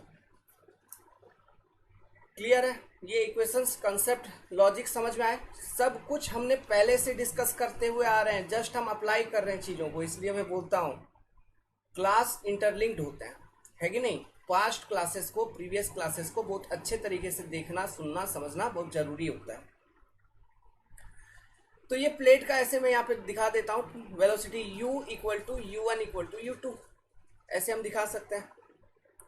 क्लियर है, दिस इज इक्वल टू, हम इस फॉर्मूले को यूज करके कैलकुलेट कर लेंगे। तो ये जो वेलोसिटी ट्रायंगल आपको दिख रहा है ये कुछ नहीं बल्कि जैसा हमने रेडियल फ्लो रिएक्शन टरबाइन के केस में बनाया था, है ना, फ्रांसिस के केस में नहीं, normally generally radial flow reaction turbine के केस में जैसा हमने बनाया था वैसा ही कुछ वेलोसिटी ट्रायंगल यहाँ पर आपको मिलता हुआ नजर आ रहा है। तो this is the same velocity triangle जो हम यूज करते हैं, इसके लिए भी यही वेलोसिटी ट्रायंगल बनती है। क्लियर है, चलो ये हो गई वेलोसिटी ट्रायंगल। अब बात करते हैं एक चीज का, maximum efficiency condition. Okay, maximum efficiency condition, maximum efficiency condition, ठीक है। अब इसके ऊपर बात करेंगे, गर्मी बहुत है। तो देखिए ये वाला वेलोसिटी ट्रायंगल को देखो जो अभी अभी हमने बनाया था, यहीं से हमें मैक्सिमम एफिशिएंसी कंडीशन के बारे में मालूम हो जाएगा। मैक्सिमम एफिशिएंसी हमें कब मिलता हुआ नजर आएगा, जो कंडीशन हमने रिएक्शन टरबाइन में डेवलप करवाया था उस चीज को याद करिए। हमने ये बोला था कि जो टोटल रनर पावर आ रहा है उसमें अगर मेरा काइनेटिक एनर्जी के कारण, मतलब इंपल्स फोर्स के कारण अगर मुझे मैक्सिमम रनर पावर मिलता हुआ नजर आए तो ओवरऑल एफिशिएंसी इसका होगा ज्यादा। ये कॉन्सेप्ट में हमने एराइज किया था वहां पर, है ना। तो प्रेशर वाला जो कंपोनेंट था उसको हमने नेग्लेक्ट कर दिया था और उसी के करस्पॉन्डिंग मैक्सिमम एफिशिएंसी हमने फ्रांसिस टरबाइन के केस में निकालने का कोशिश किया था, याद करिए। समझ में आ रहा है? सो वहां से हमें ये मालूम हुआ था, देखिए पसीना देख रहे हैं, लाइक कर दीजिएगा लाइक। तो वहां से हमें ये मालूम हुआ था कि जब मेरा V2 होगा मिनिमम, है ना, जब मेरा V2 होगा मिनिमम तब मेरा एफिशिएंसी होगा मैक्सिमम। V2 मिनिमम मैं क्यों कह रहा हूं, क्योंकि मैं ये चाह रहा हूं ना जितना भी काइनेटिक एनर्जी है इनकमिंग वाटर के पास वो अधिक से अधिक यूज हो जाए आपका रनर पावर जनरेट करने में, मैं ये कहना चाहता हूं, है ना। तो इसके लिए जो V2 है वो कम से कम वैल्यू होगा। क्यों? क्योंकि जो इनकमिंग वाटर का जो काइनेटिक एनर्जी है, यही काइनेटिक एनर्जी के कारण ही तो इंपल्स फोर्स जनरेट हो रहा है, जिस कारण से आपका रनर जो है रोटेट कर रहा है। सो अगर ज्यादा से ज्यादा काइनेटिक एनर्जी, जो इनकमिंग काइनेटिक एनर्जी है उसका ज्यादा से ज्यादा यूटिलाइजेशन हो गया इन पावर डेवलपमेंट, तो आउटगोइंग वाटर के पास जो काइनेटिक एनर्जी होगा वो ऑब्वियसली होगा कम। तो ऐसे केसेस में एफिशिएंसी होगी आपकी मैक्सिमम। समझ में आया बात? ठीक है, तो यही कॉन्सेप्ट को लेके हमने चालू किया था। तो सेम चीज सेम लॉजिक यहाँ पे अगर फिट करें हम, तो V2 इस वेलोसिटी ट्रायंगल को देखिए, V2 एग्जिट वेलोसिटी ट्रायंगल पे है, तो एग्जिट पे जो V2 वेलोसिटी है उसका वो वैल्यू होगा मिनिमम कब, जब आपका VW2 होगा 0। सेम लॉजिक हमने वहां पर भी देखा था, जब आपका वर्ल वेलोसिटी एट एग्जिट होगा 0, under such cases V2 will be minimum and which will be nothing but V2 will be equal to VF2, flow velocity at exit. समझ रहे हो बात को? लॉजिक क्लियर है? बात समझ रहे हैं? ठीक है, तो same condition is valid for axial flow turbine also, कि for maximum efficiency, for achieving maximum efficiency in case of axial flow reaction turbines, your velocity whirl velocity at exit must be 0। ठीक है, तो whorl velocity at exit जो है ना वो 0 होना चाहिए। अगर वो होगा 0 तो VF2 के बराबर होगा V2, जो कि होगी V2 की मिनिमम वैल्यू, जिसके करस्पॉन्डिंग आपको मैक्सिमम एफिशिएंसी मिलता हुआ नजर आएगा, जो कि है सेम एज आपका इनवर्ड फ्लो रिएक्शन टरबाइन के केस में जो कंडीशन हमने एस्टेब्लिश किया था। तो जैसा एफिशिएंसी के करस्पॉन्डिंग कंडीशन सेम है, उसी तरह से जितना भी इक्वेशन हमने वहां पे डेवलप किया था वो सारा इक्वेशन यहाँ पर भी सेम होगा, बस कुछ कुछ चीजें यहाँ पे डिफर करेंगे, जैसे कि cross section area of flow का कैलकुलेशन डिफर करेगा, डिस्चार्ज को कैलकुलेट करने का तरीका डिफर करेगा, तीसरा यहाँ पे U1 इक्वल टू U2 होगा, है ना। बाकी सब कुछ सेम, कुछ डिफरेंस अपने अभी तक नहीं देखा होगा, बाकी सब कुछ सेम। फिर डाया वाला एक कॉन्सेप्ट यहाँ पे अलग आ जाता है। तो बेसिकली 4 चीजें यहाँ पे अलग आती है, एक डाया वाला concept, cross section area of flow, फिर VF1 एंड VF2 का कॉन्सेप्ट। ठीक है, ये दोनों हमेशा यहाँ पे इक्वल होंगे, U1 और U2 हमेशा यहाँ पे इक्वल होगा। ये 4 चीज, इसके अलावा बाकी जितने भी इक्वेशन वगैरह हम डेवलप किए हैं, सारा इक्वेशन जो इनवर्ड फ्लो रिएक्शन टरबाइन के केस में हमने डेवलप किया था, सब कुछ यहाँ पर भी अप्लीकेबल है, नॉट टू वरी, सब कुछ एज इट इज सेम, है ना। तो अभी करस्पॉन्डिंग टू मैक्सिमम एफिशिएंसी अगर मैं वेलोसिटी ट्रायंगल बनाऊं, तो वेलोसिटी ट्रायंगल मेरा कैसे बनेगा एग्जिट पे, इनलेट पे तो वही रहेगा, एग्जिट वाला वेलोसिटी ट्रायंगल में VW2 0 हो जाएगा, तो यही V2 आपका सीधा ऐसे अभी V2, तो V2 अभी सीधा हो जाएगा, V2 बराबर हो जाएगा VW2 का, सॉरी V2 बराबर हो जाएगा VF2 का, VF1 इक्वल टू VF2। ये कंडीशन भी यहाँ पे एस्टेब्लिश हो चुका है। समझ गए बात? तो वेलोसिटी ट्रायंगल बनाने की जरूरत है क्या? समझ गया ना वेलोसिटी ट्रायंगल यहाँ पे कैसा बनेगा? ठीक है, अब चलिए, अब मैं कुछ कुछ बात करता हूँ, ये मैक्सिमम एफिशिएंसी कंडीशन में किसके लिए लिखा हूँ ये चीज अभी मैं समझाता हूँ। ये कंडीशन तो आपको समझ में आया, ये वाली बात है ना, जो अभी हमने डिस्कस किया, जो पॉइंट आपको वो समझ में आई। अब दूसरा पॉइंट यहाँ पे हम डिस्कस करते हैं। अच्छा, इसके करस्पॉन्डिंग भी आप लिख लीजिए, मैक्सिमम एफिशिएंसी के करस्पॉन्डिंग यहाँ पर हम लिख सकते हैं कि same as same as in case of same as in case of that we get same as, एक minute,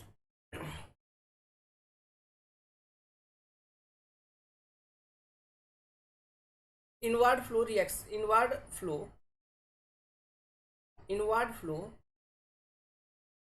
radial turbines, radial reaction turbine,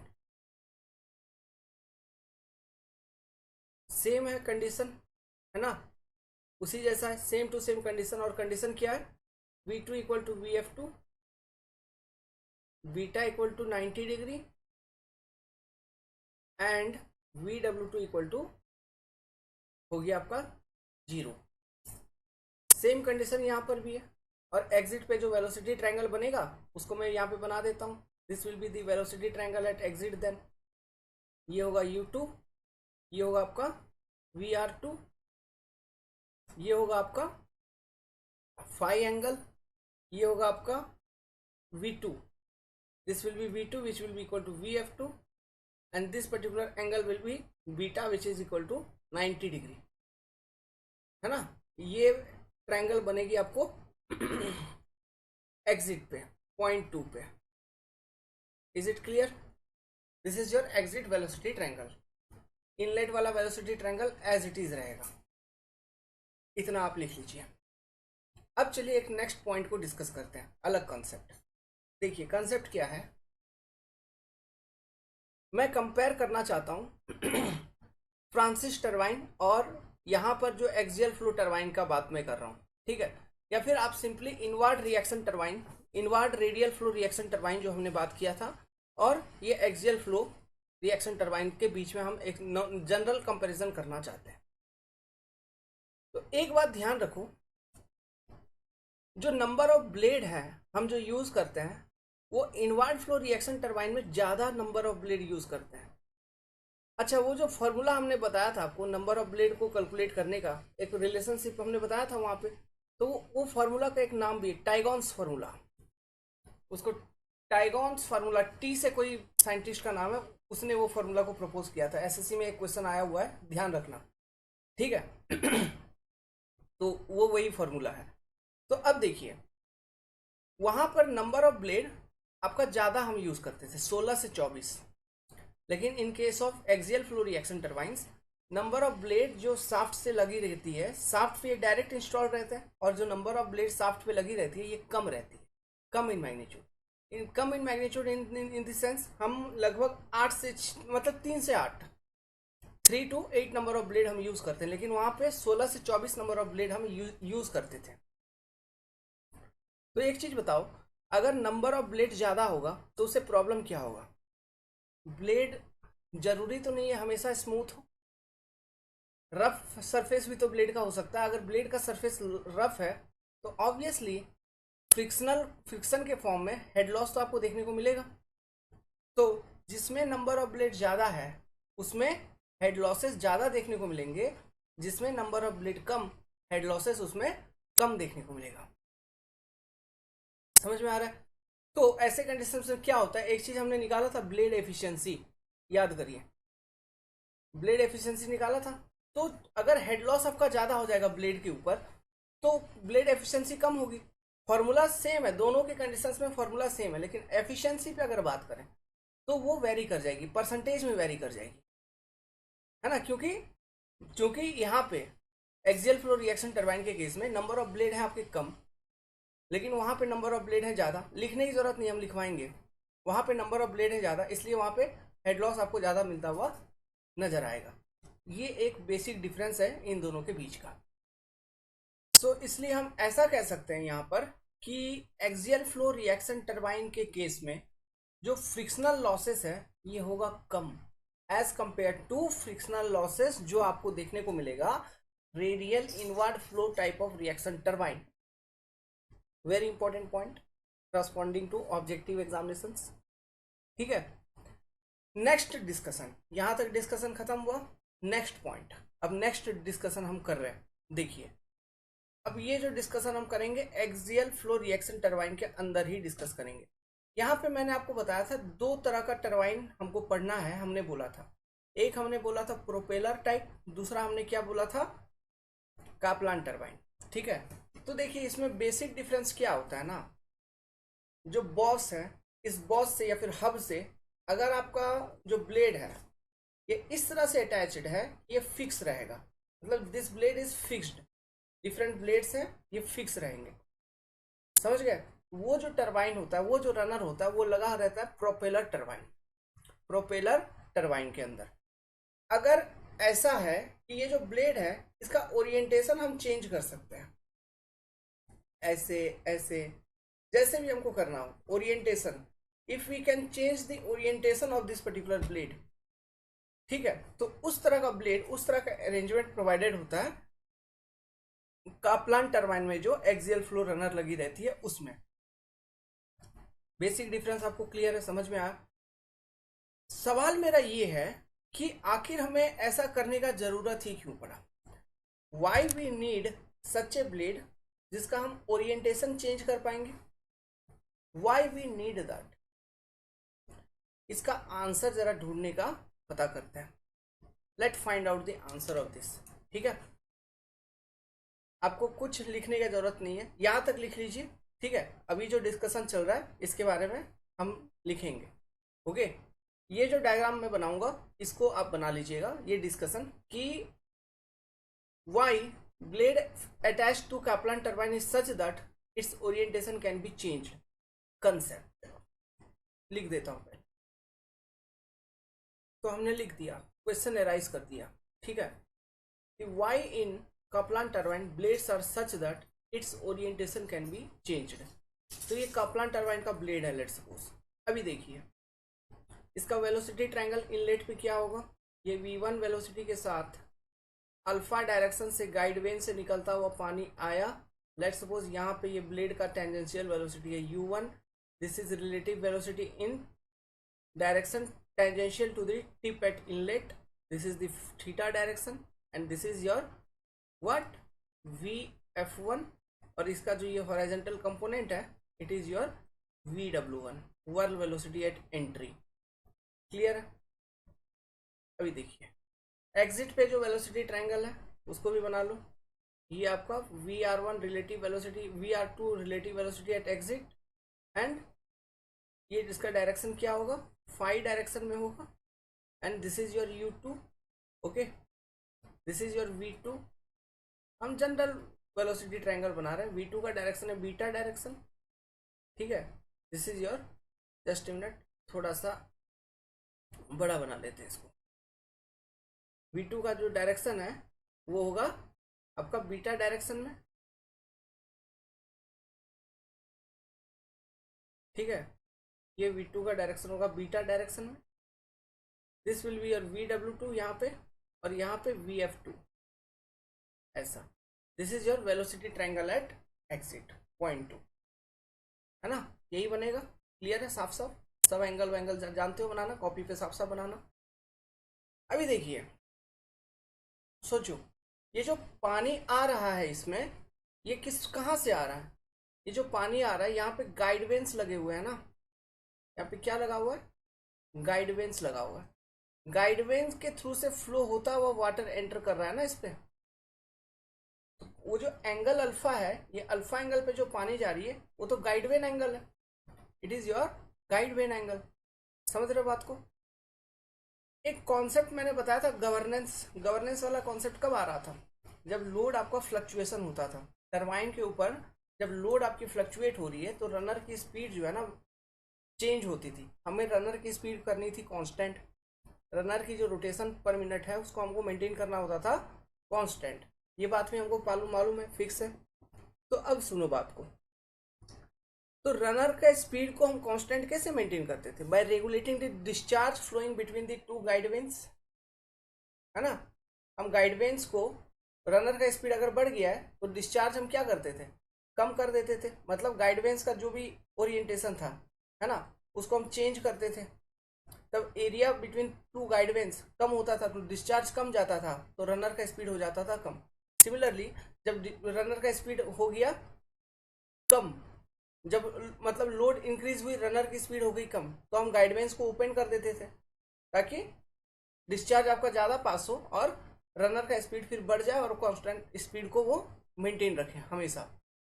ये चीज़ करता था गाइड वेन्स को हम ओपन क्लोज कर रहे हैं गवर्नर की मदद से। यही तो थी गवर्नेंस की प्रिंसिपल। अभी सोचो जरा, पहले एक पर्टिकुलर पोजीशन के करस्पॉन्डिंग गाइड वेन फिक्स था, तो उसी के करस्पॉन्डिंग ये अल्फा एंगल जो भी था, है ना, ये डिसाइडेड थी, ये अल्फा एंगल डिसाइडेड थी कि नहीं थी। गाइड वेन का पोजीशन था फिक्स, इसी के करस्पॉन्डिंग अल्फा एंगल डिसाइडेड था। लोड चेंज हुआ, बढ़ा या इंक्रीज हुआ, जो भी हुआ, मतलब बढ़ा या कमा जो भी हुआ, गाइड वेन को तो घुमाओगे या फिर बंद करोगे या फिर ओपन करोगे, गाइड वेन को घुमाएंगे। अगर गाइड वेन को घुमाएंगे तो मेरे को ये बताइए, क्या ये गाइड वेन एंगल जो अल्फा है, अल्फा चेंज नहीं होगा? Obviously alpha will change, guide when angle alpha will change, है ना। कब होगा? While governing, while governing. Governing मतलब समझ रहे हैं, हम डायरेक्ट इसको एक ही शब्द में लिख रहे हैं governing. While governing your alpha will change. Clear है? अब सुनो बात, अगर अल्फा चेंज होगा तो ये बताइए, अब जो ये वेलोसिटी ट्रायंगल है, क्या यही वेलोसिटी ट्रायंगल रहेगा? नहीं, अब तो वाटर एंटर कर रहा है दूसरी जगह से ना। अल्फा मान लो यहाँ पे चेंज हो गया, तो लेट्स सपोज यहाँ से अभी ऐसा कुछ मतलब आपने ऐसे घुमा दिया, ओपन कर दिया मान लीजिए, ठीक है, तो गाइडवेन एंगल अल्फा चेंज हो गया। तो लेट्स सपोज अब velocity triangle, this is your V1 like this, या फिर और थोड़ा अच्छे से बताने के लिए, है ना, मान लीजिए आपने पूरा ओपन कर दिया था, तो let's suppose this is now V1 your, ये आपका V1 है। सिमिलरली आपका U1 भी रहेगा यहाँ पे कुछ। अभी जो अल्फा एंगल हो गया आपका, ये एंगल हो गया अल्फा, ठीक है। इसको मिटाता हूँ, अभी रुकिए, अभी समझ में आएगा आपको हम क्या कहना चाह रहे हैं। देखिएगा, यहाँ पे डायग्राम बनाना बहुत अच्छे से ज़रूरी है, तभी आपको बहुत अच्छे तरीके से विजुअलाइज होगा। देखिए मैं यहीं से लेता हूँ, ओके। लेट्स सपोज आपने चेंज किया है क्या, गाइडवेन का एंगल, ठीक है, मतलब अल्फा चेंज हो गया, मतलब वाटर की एंट्री अब हो रही होगी कुछ ऐसे, this will be your V1, ये हो गया आपका अल्फा, न्यू अल्फा, समझ रहे हो। तो इसके करस्पॉन्डिंग आपका VR1 जो है ये भी तो चेंज हो जाएगा, VR1 अब यहाँ पे कहीं पर होगी, ऐसा कुछ, ठीक है। ये आप U1 यहाँ पे दिखा दो, फिर ये हो जाएगा आपका VR1। मतलब वेलोसिटी ट्रायंगल भी तो चेंज हो रही है। वेलोसिटी ट्रायंगल चेंज होने का क्या मतलब हो रहा है, ध्यान से, ये अल्फा समझ में आ रहा है ना, ठीक है, अल्फा चेंज हुआ, तो वेलोसिटी ट्रायंगल चेंज होने का मतलब यही हो रहा है कि पहले जो, मतलब पहले प्लेट पे जो VR1 एंट्री कर रहा था, मतलब जो वाटर एंट्री कर रही थी, हमारा कंडीशन क्या था, for shockless and smooth entry, जो VR1 का डायरेक्शन होना चाहिए, it must be tangential to the tip at entry point. लेकिन अब जैसे गाइडवेन एंगल चेंज हुआ, अल्फा चेंज हुआ, आपका वेलोसिटी ट्रायंगल चेंज हो गया, क्या अभी भी सॉकलेस एंड स्मूथ एंट्री हो रहा है, नहीं हो रहा है ना। अब सॉकलेस एंड स्मूथ एंट्री नहीं हो रहा है, समझो बात को। अगर अब सॉकलेस एंड स्मूथ एंट्री नहीं हो रहा है तो अब क्या होगा, अब वाटर एंटर तो करेगी, लेकिन एंटर करने के साथ प्लेट को कहीं पर भी टकराएगी, मतलब हो सकता है यहाँ पर जाके टकराए, इधर जाके टकराए, इधर इधर जाके एंटर करे, ऐसा, समझ रहे बात को। प्लेट को कहीं पर भी टकराएगी और फिर फ्लो करके निकलेगी, तो एक इम्पैक्ट डालेगी और उसके कारण लॉसेस होगा, इम्पैक्ट लॉसेस। यहाँ पे कॉन्सेप्ट आ जाता है, इम्पैक्ट के कारण लॉसेस होने लगेगा, जिसे हम कहते हैं इम्पैक्ट लॉसेस। समझ में आ रहा है बात को, इम्पैक्ट लॉसेस, क्योंकि यहाँ पे स्मूथ एंट्री नहीं है वाटर की, तो ये जो लॉसेस हो रहे हैं इम्पैक्ट के कारण, है ना, स्मूथ एंट्री ना होने के कारण, सॉकलेस एंट्री ना होने के कारण, एक सॉक के साथ एंटर कर रहा है, एक इम्पैक्ट के साथ एंटर कर रहा है, ये जो लॉसेस हो रहा है, ये लॉसेस भी तो टोटल एनर्जी जो पानी के साथ है उसी में से हो रहा है, टोटल एनर्जी जो पानी के पास है उसी में से ये लॉसेस भी हो रहा है। तो मेरे को ये बताइए, जो रनर के पास फिर, मतलब रनर पावर जनरेशन में जो एनर्जी जाएगा वो लॉसेस को सेटिस्फाई करने के बाद जो एनर्जी बचेगा उसमें से जाएगा।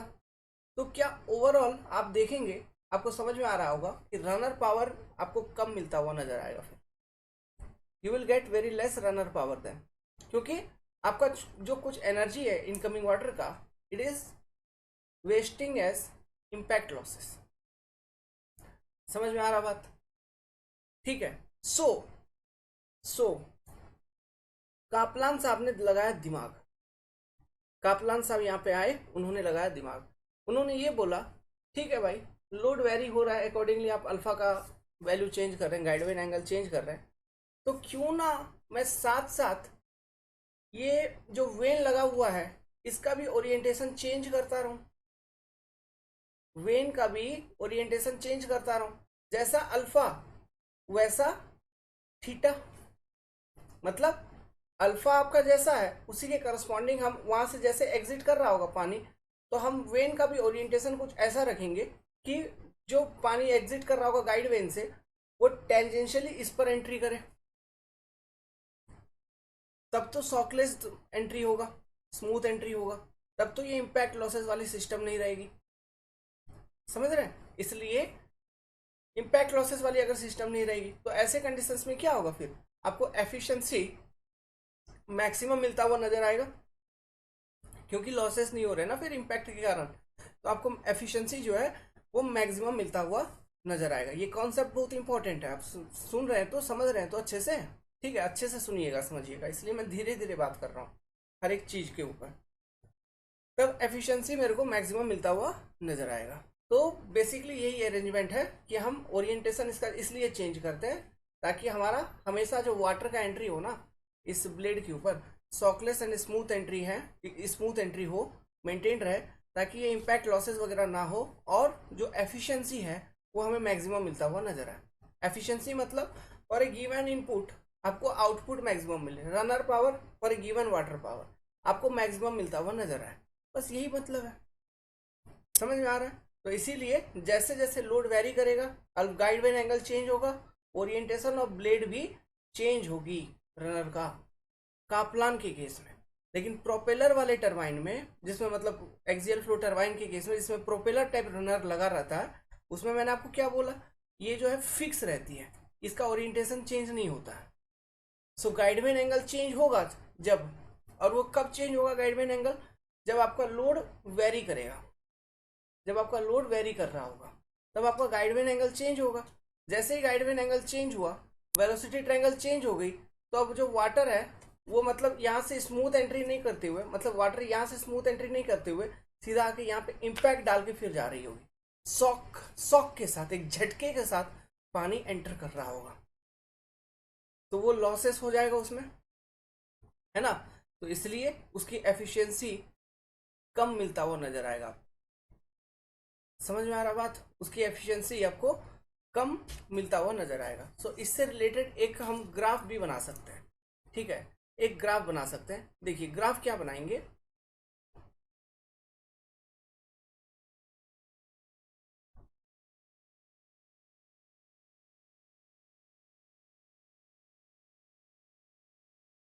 तो देखिए एफिशिएंसी, सॉरी सॉरी, हाँ ठीक है, एफिशिएंसी, ओके, ओवरऑल एफिशिएंसी का हम बात कर रहे हैं। और इस तरफ हम लिखते हैं लोड। लोड जैसे कि मान लो आपका लोड यहाँ पे 0% लोड है, फिर 10% लोड, 20% लोड, 30% लोड, 40% लोड, ऐसा करते करते ये let's suppose this is your full load condition, means 100% load, जिसको हम कहेंगे full load condition.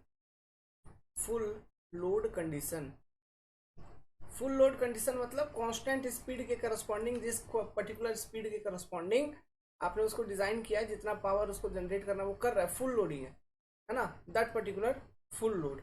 Okay, next, तो जब फुल लोड के करस्पॉन्डिंग रन नहीं कर रहा होगा, बीच में कहीं पर रन कर रहा होगा, तो ये जो रेंज होती है ना, इसको हम कहते हैं पार्ट लोडिंग, इसको कहते हैं पार्ट लोड, पार्ट लोड, है ना। मतलब 100% अगर फुल लोड है तो 20% को क्या बोलेंगे, 20% एक पर्टिकुलर पार्ट है 100% का, है ना, तो इसको कहा जाता है पार्ट लोडिंग। क्लियर है? मतलब फुल लोड पे रन नहीं कर रहा है। तो अभी देखिए मैं सबसे पहले बात करता हूं किसका, पेल्टन व्हील टरबाइन का बात करो। इन case of Pelton wheel turbine, वहां पे जब लोडिंग फ्लक्चुएट होती थी, मास फ्लो कंट्रोल करने का जो मैकेनिज्म था वो कौन सा था, नोजल के अंदर स्पीयर लगा हुआ रहता, स्पीयर को अंदर या फिर बाहर हम करते थे, ठीक है, स्पीयर को अंदर बाहर हम करते थे इन case of Pelton wheel turbine. जब हम स्पीयर को अंदर बाहर कर रहे हैं उसके करस्पॉन्डिंग हमारा मास फ्लो रेट कंट्रोल होता था। तो देखिए जो भी पानी पेल्टन व्हील टरबाइन से बाहर निकलता था, भले आप स्पीयर को अंदर डाले, मास फ्लो रेट को कम किए या बाहर ज़्यादा किए, लेकिन जितना भी पानी उस नोजल के थ्रू से बाहर निकलता था वो किस पे जाके हिट करता था, ये जो ब्लेड होती थी, ब्लेड का टिप होता था ऐसा कुछ, तो ब्लेड के टिप पे जाके डायरेक्टली हिट करता था और ये बकेट से ऐसे फ्लो होके बाहर निकलती थी। चाहे आप पानी कम डालें या ज़्यादा पास करवाएं, मास मतलब डिस्चार्ज कम हो या ज़्यादा हो, कोई फर्क नहीं पड़ रहा है, वहाँ पे हमेशा ब्लेड के टिप पे एंट्री करता था, मतलब स्मूथ एंट्री होता था और पानी बाहर निकलती थी, हमेशा होता था कि नहीं होता था। ठीक है, तो मेरे को ये बताइए यहाँ पर कोई इम्पैक्ट के कारण कोई लॉसेस आपको देखने को मिल रहा है क्या? कोई लॉसेस नहीं है ना। अगर लोड में वेरिएशन हो रहा है, लोड में फ्लक्चुएशंस हो रहा है, मतलब पावर डिमांड में फ्लक्चुएशंस हो रहा है, वेरी हो रहा है, तो उसके करस्पॉन्डिंग आपका डिस्चार्ज फ्लक्चुएशन हो रही है, तो उस कारण से कोई भी इम्पैक्ट टाइप ऑफ लॉस वगैरह का कॉन्सेप्ट है क्या पेल्टन व्हील में, देखने को नहीं मिलेगा। इसलिए करस्पॉन्डिंग टू लोड वेरिएशन, अगर आप एफिशिएंसी देखेंगे, एफिशिएंसी का curve for Pelton wheel turbine, it will be relatively flat. इस तरह का कर्व हमको मिलता हुआ चलता है, ठीक है, इसको कहते हैं फ्लैट कर्व, ठीक है। This is for Pelton wheel turbine, Pelton wheel turbine. समझ रहे हो बात को, याद रखना, ये सब ग्राफ पूछेंगे एग्जाम में। तो मतलब ये पॉइंट क्या हम डिस्कस कर रहे हैं, मतलब लोड में जैसे फ्लक्चुएशंस हो रहा है तो उसके कारण एफिशिएंसी पे क्या प्रभाव पड़ रही है। तो जैसे जैसे लोड में फ्लक्चुएशंस हो रहा है तो during that Pelton wheel turbine में कोई इंपैक्ट लॉसेस नहीं है। एंट्री पहले भी स्मूथ थी, अभी भी स्मूथ है, समझे बात को, है ना। तो इसलिए इसका जो कर्व बनेगा, इसका जो ग्राफ बनता है of overall efficiency during the load fluctuation time periods, वो एक जैसा होता है, मतलब एफिशिएंसी में कोई गिरावट नहीं देखने को मिलता। समझ गए। नेक्स्ट नेक्स्ट हम बात करते हैं काप्लान टरबाइन में। अभी हमने डिस्कस किया एक्सियल फ्लो रिएक्शन टरबाइन, जिसमें हमने डिस्कस किया कैप्लान टरबाइन। इस केस में भी, कैप्लान टरबाइन के केस में भी हमने यही मैकेनिज्म अरेंजमेंट, मतलब यही चीज करने का कोशिश किया by providing A arrangement such that the blade which is attached to this particular boss can change its orientation। ये चीज हमने करने का कोशिश किया, तो ये चीज हम कर पा रहे हैं, तो इम्पैक्ट लॉसेस को अगेन हम कम कर पा रहे हैं, क्योंकि आपका गाइड वेन एंगल जो भी चेंज हो रहा है उसके करस्पॉन्डिंग आपका वाटर टेंजेंशियली एंट्री करेगा, है ना, टेंजेंशियली एंट्री करेगा, मतलब सॉकलेस एंट्री एंड सॉकलेस एग्जिट ही होगा। हम ऐसा ओरिएंटेशन भी कर देते हैं वेन का, है ना। तो कैप्लान टरबाइन के केस में भी एफिशिएंसी में किसी भी तरह का फ्लक्चुएशंस आपको देखने को नहीं मिलेगा। तो this is the curve for Kaplan turbine, मतलब उसके लिए भी फ्लैट कर्व होगा काप्लान टरबाइन के लिए, काप्लान टरबाइन फ्लैट कर्व, ठीक है। नाउ अब बात करते हैं फ्रांसिस टरबाइन के केस में। तो देखो फ्रांसिस टरबाइन के केस में याद करिए जो हमने डिस्कस किया था, वहां पर जब गाइड वेन एंगल चेंज हो रही थी, ब्लेड तो वहां पे जैसा था वैसा ही था, फिक्स था, ब्लेड तो वहां पे फिक्स था ना, वहां पे कुछ नहीं था। तो वहां तो गाइड वेन एंगल जैसा चेंज होगा, वेलोसिटी एंगल, वेलोसिटी ट्रायंगल आपका चेंज होगा, तो एंट्री स्मूथ नहीं हो रही होगी।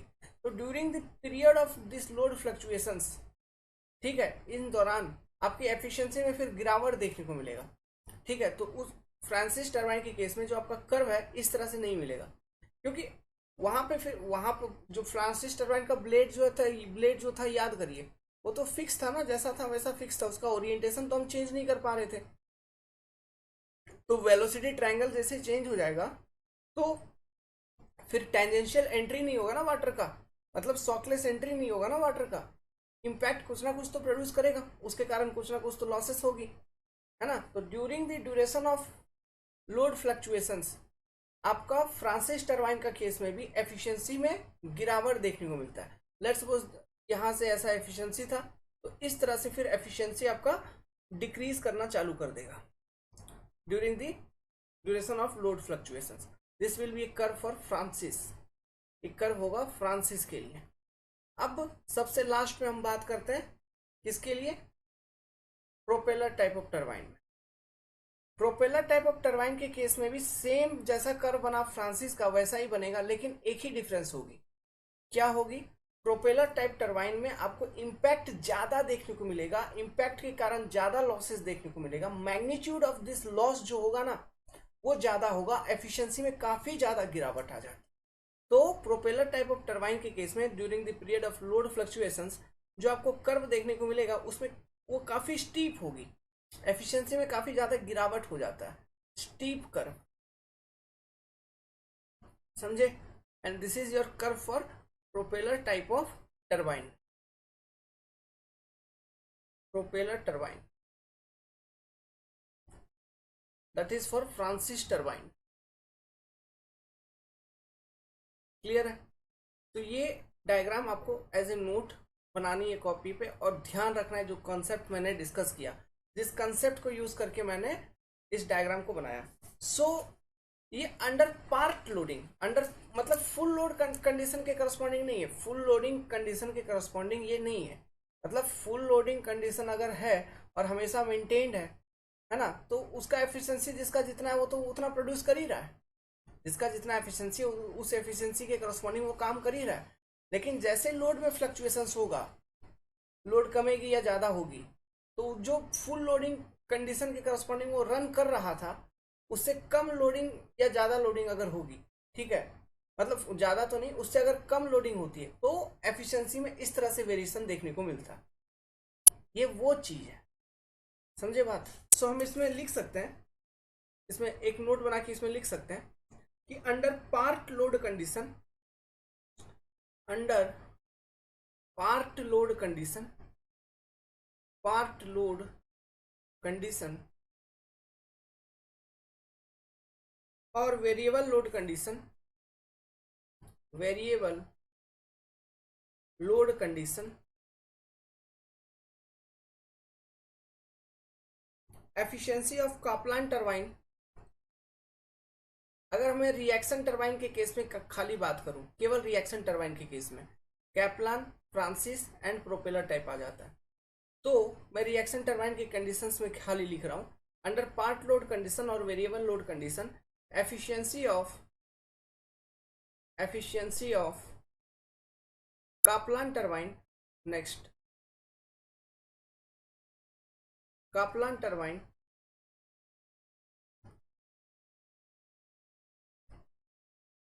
remain maximum and remain constant and maximum, remain constant and maximum as compared to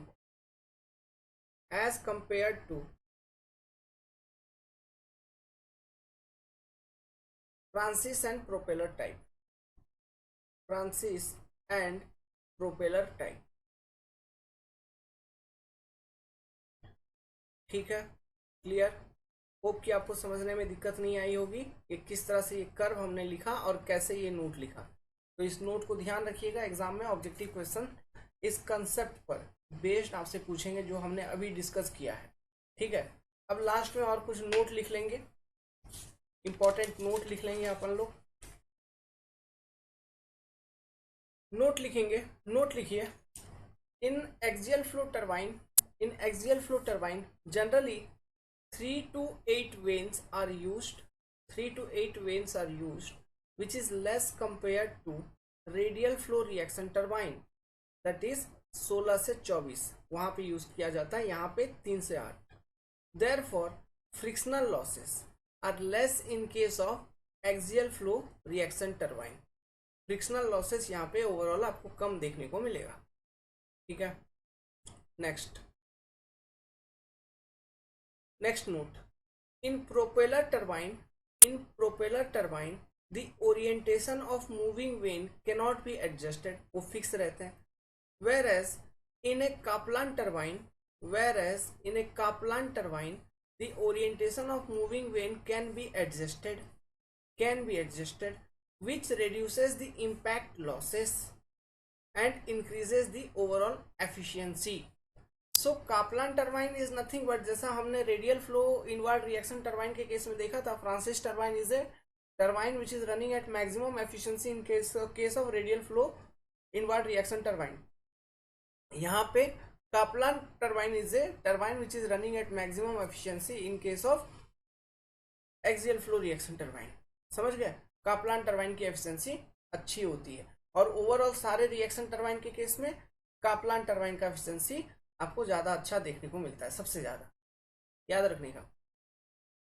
note, all equations used in case of axial flow reaction turbine is same as radial flow reaction turbine. सबसे important point, जितने भी formula हमने आपको radial flow reaction turbine के case में लिखवा दिया है, सारा का सारा फॉर्मूला यहाँ पर भी वैलिड होगा, जैसे एफिशिएंसी वाले, रनर पावर वाले, है ना, सब कुछ, क्योंकि ये तो सेम रिएक्शन टरबाइन के प्रिंसिपल पे ही तो वर्क कर रहा है। डिग्री ऑफ रिएक्शन का फॉर्मूला सब कुछ वैलिड होगा, यहाँ तक कि जो हमने अप्रोक्सीमेट फॉर्मूला भी बनाया था एक है ना, वो भी सेम होगा। सारे एफिशिएंसीज के formula same, water power, blade efficiency, सब कुछ सेम होगा, सारा फॉर्मूला वगैरह सब सेम होगा। सेम हम वही फॉर्मूला को यूज करने वाले हैं। बस यहाँ पे ध्यान आपको क्या रखना होगा, u1 is equal to u2, वो ध्यान रखना होगा। vf1 is equal to vf2, वो ध्यान रखना होगा, है ना। ये दो बातें हो गई।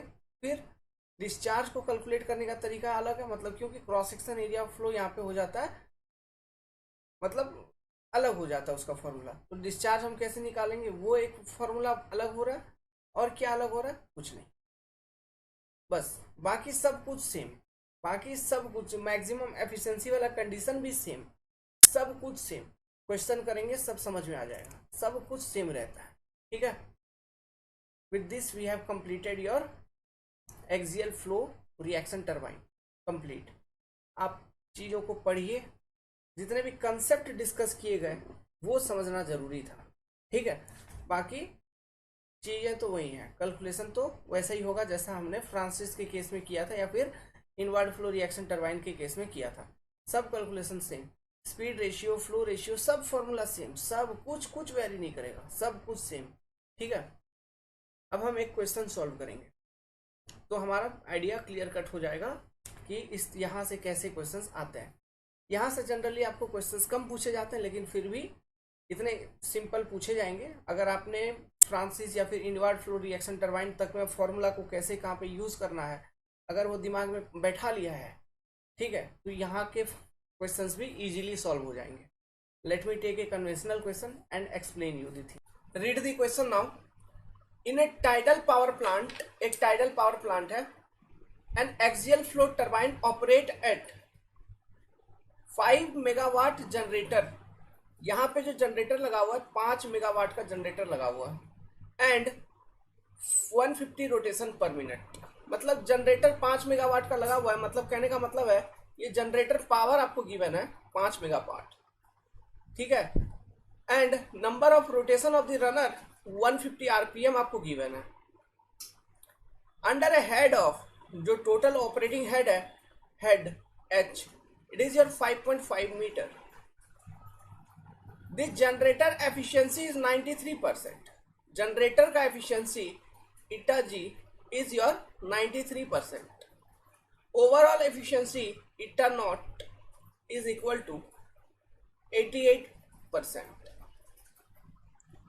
The tip dia of the runner is, tip dia समझ रहे हो यहाँ पे, है ना, मतलब डी नॉट का बारे में बात कर रहा है, 4.5 metre.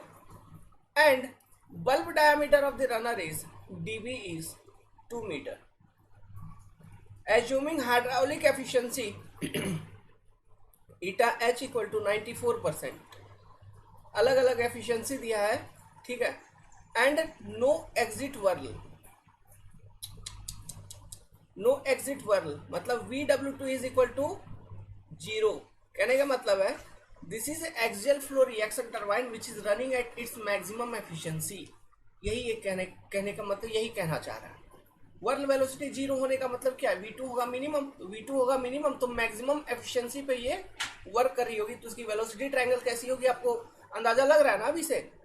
Determine the runner when angle eight inlet and exit and the mean diameter of the when. आपसे 3 बातें पूछा है क्वेश्चन में, थीटा का वैल्यू निकालो, फाई का वैल्यू निकालो, and mean diameter of the when DM। ये 3 बातें पूछा है। अब मुझे ये बताइए हम वेलोसिटी ट्रायंगल किस पर्टिकुलर डायमीटर पे बनाएंगे। और थीटा एंड फाई का वैल्यू तो आपको मालूम है कि along the length of the blade theta and phi का वैल्यू हो रहा है चेंज। तो वेलोसिटी ट्रायंगल हम किस पर्टिकुलर डायमीटर के लिए बनाएंगे, जो चीज क्वेश्चन में पूछा है उसी पर्टिकुलर डायमीटर के करस्पॉन्डिंग हम बनाएंगे अपना वेलोसिटी ट्रायंगल। मीन डाया के करस्पॉन्डिंग हम बनाएंगे अपना वेलोसिटी ट्रायंगल को। तो सबसे पहले हम बनाते हैं velocity triangle for this runner corresponding to mean diameter.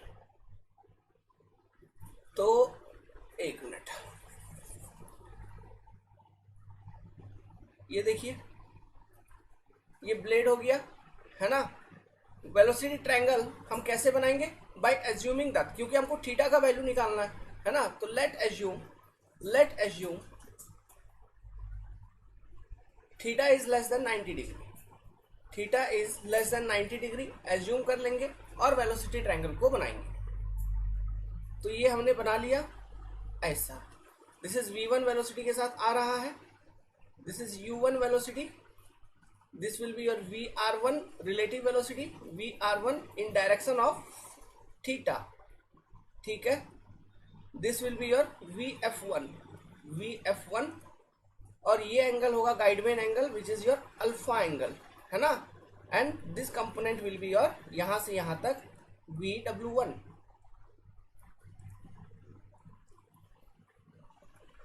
Clear है। This will be your velocity triangle at inlet. Similarly velocity triangle at exit बना लेंगे।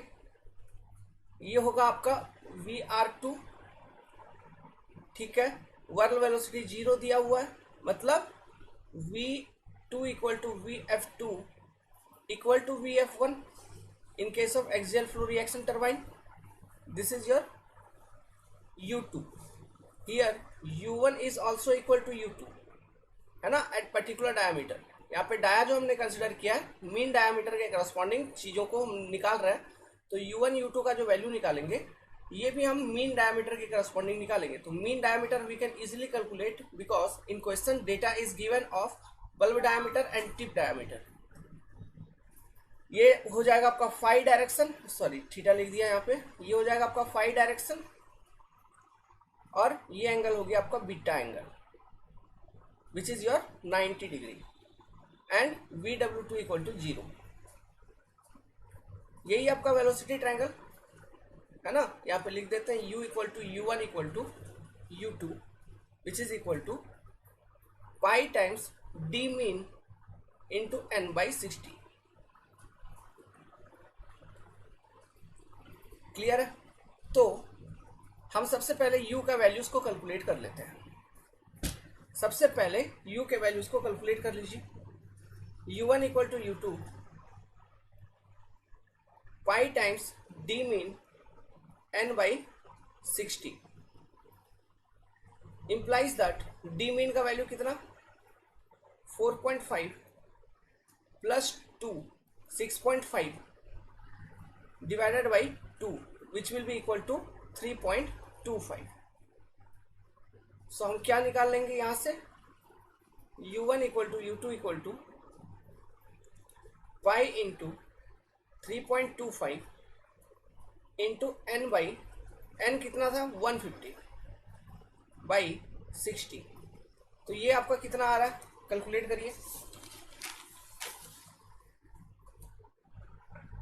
ये आपका आ जाएगा 25.52 मीटर पर सेकेंड, 25.52 मीटर पर सेकेंड, ठीक है।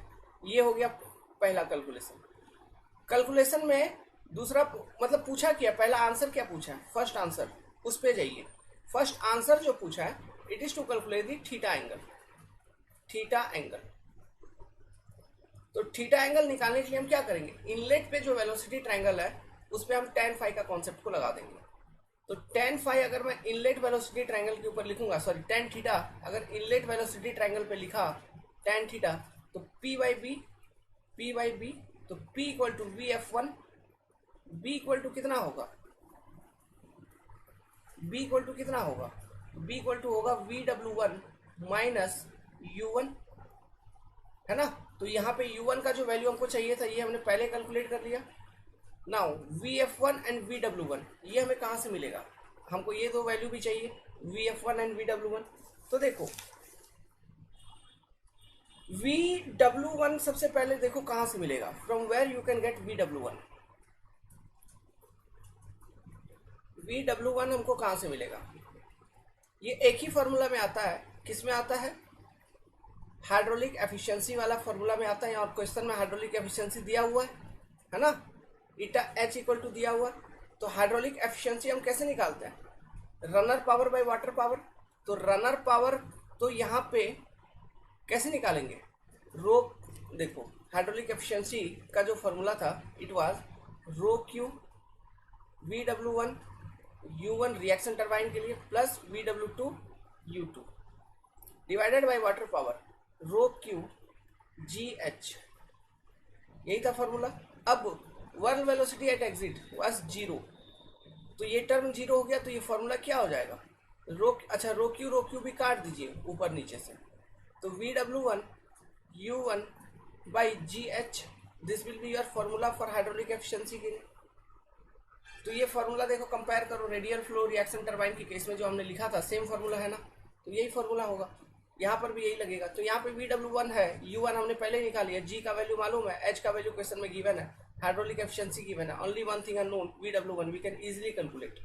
तो कैलकुलेट करिए VW1 equal to hydraulic efficiency into G into H divided by U1, which will be equal to आपका कितना 0.94 इंटू 9.81 इंटू 5.5 डिवाइडेड बाई कितना था, डिवाइडेड बाई अभी निकाले थे हमने 25.52। तो ये VW1 इक्वल टू 1.98 मीटर पर सेकेंड। अभी देखिए यहीं से आपको कंपैरिजन पता चल जाएगा, जो एजम्पशन हमने लिया था to calculate the inlet angle theta वो नेगेटिव में आने वाला है। क्यों? हमने एक लॉजिक भी आपको ये समझा रखा था कि जब थीटा will be greater than 90 degree then under such cases your U1 will be greater than VW1। तो यहाँ पे U1 के रेस्पेक्ट में VW1 कम है, तो ऑब्वियसली जो आपको फाइनल कैलकुलेशन में थीटा का वैल्यू निकलने वाला है इट विल बी नेगेटिव, मतलब theta is greater than 90 degree actually here. तो हमको वेलोसिटी ट्रायंगल लास्ट में करेक्ट वेलोसिटी ट्रायंगल फिर से बनानी होगी, है ना, तो वो हम बना के दिखाएंगे आपको। ये VW1 निकल गया। नाउ अब हमको वो tan थीटा के एक्सप्रेशन में डालने के लिए अब हमको क्या चाहिए, VF1 का वैल्यू चाहिए, है ना, फ्लो वेलोसिटी VF1। ये कैसे निकलेगा, ये किस में आता है VF1, ये देखो डिस्चार्ज वाले इक्वेशन में आता है ना, discharge equal to area of flow AF1 into VF1, इस इक्वेशन में आता है। एरिया ऑफ फ्लो हम निकाल लेंगे corresponding to mean diameter easily, AF1 equal to हमारा निकल जाएगा π/4 इंटू DM का स्क्वायर, सॉरी नहीं, एरिया ऑफ फ्लो यहाँ पे कैसे निकालेंगे, π/4 D0 का स्क्वायर माइनस DB का स्क्वायर। तो by this we can easily calculate area of flow, तो π/4 इंटू 4.5 का स्क्वायर माइनस 2 का स्क्वायर, तो एरिया ऑफ फ्लो कितना हो जाएगा, एरिया ऑफ फ्लो, ये एरिया ऑफ फ्लो हो जाएगी आपकी 12.762 metre square, this will be your area of flow, correct, okay. Now अब VF1 निकालने के लिए आपको क्या चाहिए, Q का वैल्यू चाहिए। क्वेश्चन में Q गिवन है क्या, Q गिवन नहीं है, Q कैसे निकालेंगे, एफिशिएंसीज गिवन है ना क्वेश्चन में, तो by using those efficiency we can easily calculate the Q values.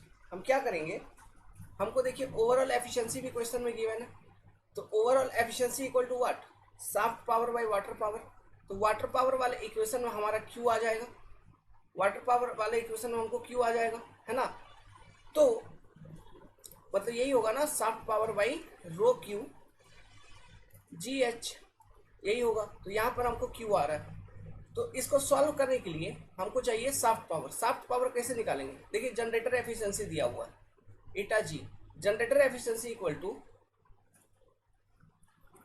Generator power by shaft power, है ना, यही होगा। तो shaft power will be equal to, यहाँ से हम इजीली कैलकुलेट कर सकते हैं, shaft power equal to generator power divided by generator efficiency.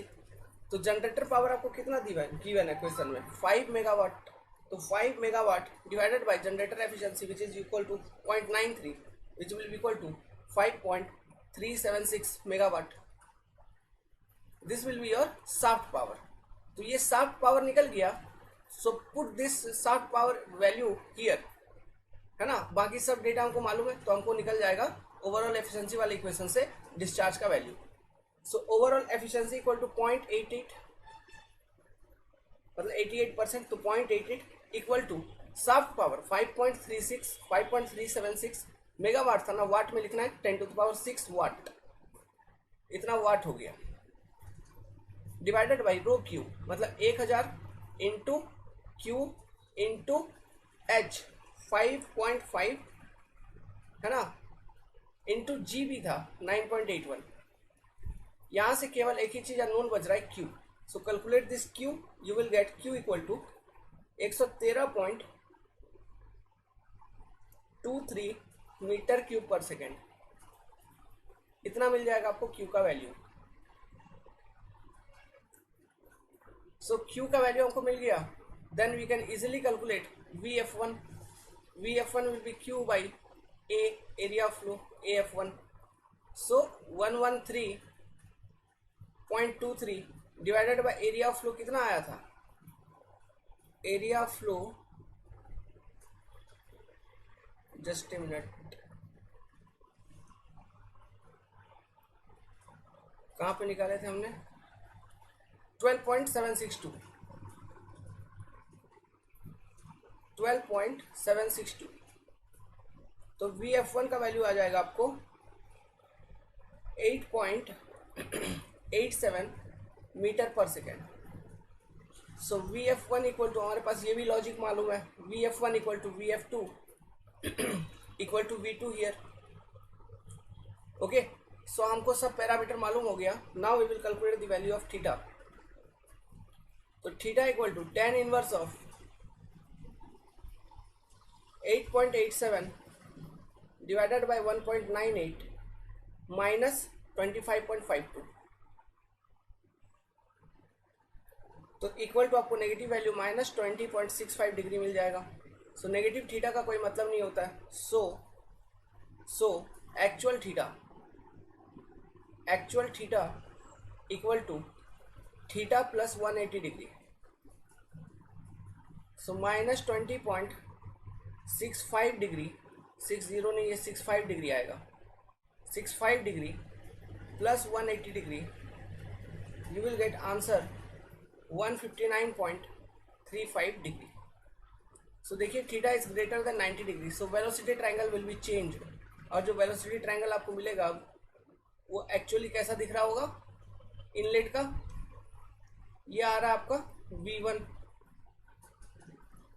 ये हो जाएगा आपका VR1, ठीक है, VR1 का ये एंगल हो जाएगा, this will be your theta angle which is your 159.35 degree, ठीक है। फिर ये हो जाएगा आपका U1 का वैल्यू, फिर ये बीच में ऐसा लाइन ड्रॉ करिए, this will be your alpha angle, ऐसा ये ड्रॉ करिए, यहाँ पे ये शो करिए, it will be your VF1, और यहाँ से यहाँ तक है ना, it will be your VW1। Inlet पे ये वेलोसिटी ट्रायंगल होगा। फिर से बना दूं क्या एक बार, रुकिए, नीट एंड क्लीन बना देते हैं।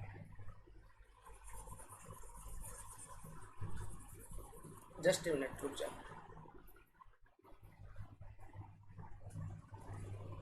ठीक है, ये हो गया ब्लेड, ये आ गया V1 का direction, this is your V1, ये आ जाएगा आपका U1, ठीक है, this is your angle alpha. VR1 का डायरेक्शन ये आ गया VR1, ठीक है, ये आ गया VR1, एक मिनट, VR1 का एरो,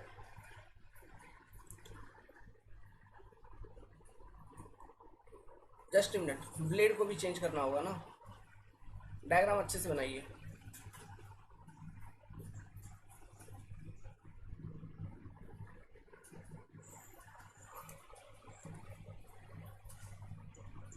ठीक है, ये आ गया V1,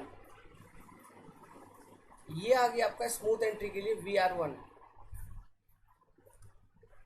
ये हो गया कंप्लीटली U1, ठीक है, ये यहां से यहां तक U1, this is your theta direction 159.35 degree, this is your VF1, ये angle alpha, this is your VF1, और यहाँ से यहाँ तक VW1। This is your velocity triangle at entry, correct वाला। और एग्जिट पे तो सेम रहेगा, ठीक है, एग्जिट पे सेम रहेगा, एग्जिट पे नो चेंज, एग्जिट पे no change. This is your VF2 equal to V2, this will be your VR2 and it will be your U2. This is your phi angle, clear है। अब हमको निकालना है phi angle, तो calculate phi angle, हम exit velocity triangle के ऊपर tan phi लगाएंगे, है ना। थीटा निकाल लिया हमने, करेक्ट वेलोसिटी ट्रायंगल बना लिया। सो एग्जिट वेलोसिटी ट्रायंगल के ऊपर tan फाई लगाइए, tan phi to calculate phi angle. Again P by B, तो P का वैल्यू कितना है, VF2 डिवाइडेड बाई U2, यही होगा VF2 divided by U2। So VF2 equal to VF1 के बराबर होगा। सो इसको हम VF1 डिवाइडेड बाई U2 लिख सकते हैं। So 8.87 divided by 25.57। So phi equal to आप कैलकुलेट करेंगे 19.18 degree you are going to gate.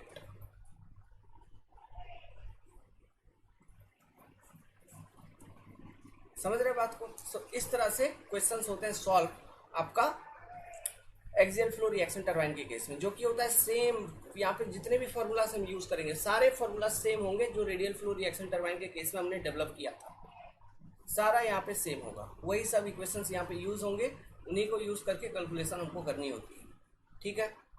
इसी के साथ मैं इस वीडियो को एंड करता हूँ। अपना जो नेक्स्ट वाला वीडियो होगा इसी के साथ कंटिन्यू करेंगे, यही क्वेश्चन से हम एग्जांपल भी लेंगे। Draft tube concept, draft tube इसको अलग से बतानी है ना, 1-1.5 घंटा इसमें अलग से लगेगा, तो 1-1.5 घंटे का अलग डिस्कशन ड्राफ्ट ट्यूब के ऊपर करेंगे। फिर हम मूव करेंगे स्पेसिफिक स्पीड मॉडल एनालिसिस वगैरह के कॉन्सेप्ट के ऊपर, ठीक है। वीडियो पसंद आई तो लाइक कर दीजिएगा, पेशेंसफुली देखिए तभी समझ में आएगा। Good luck.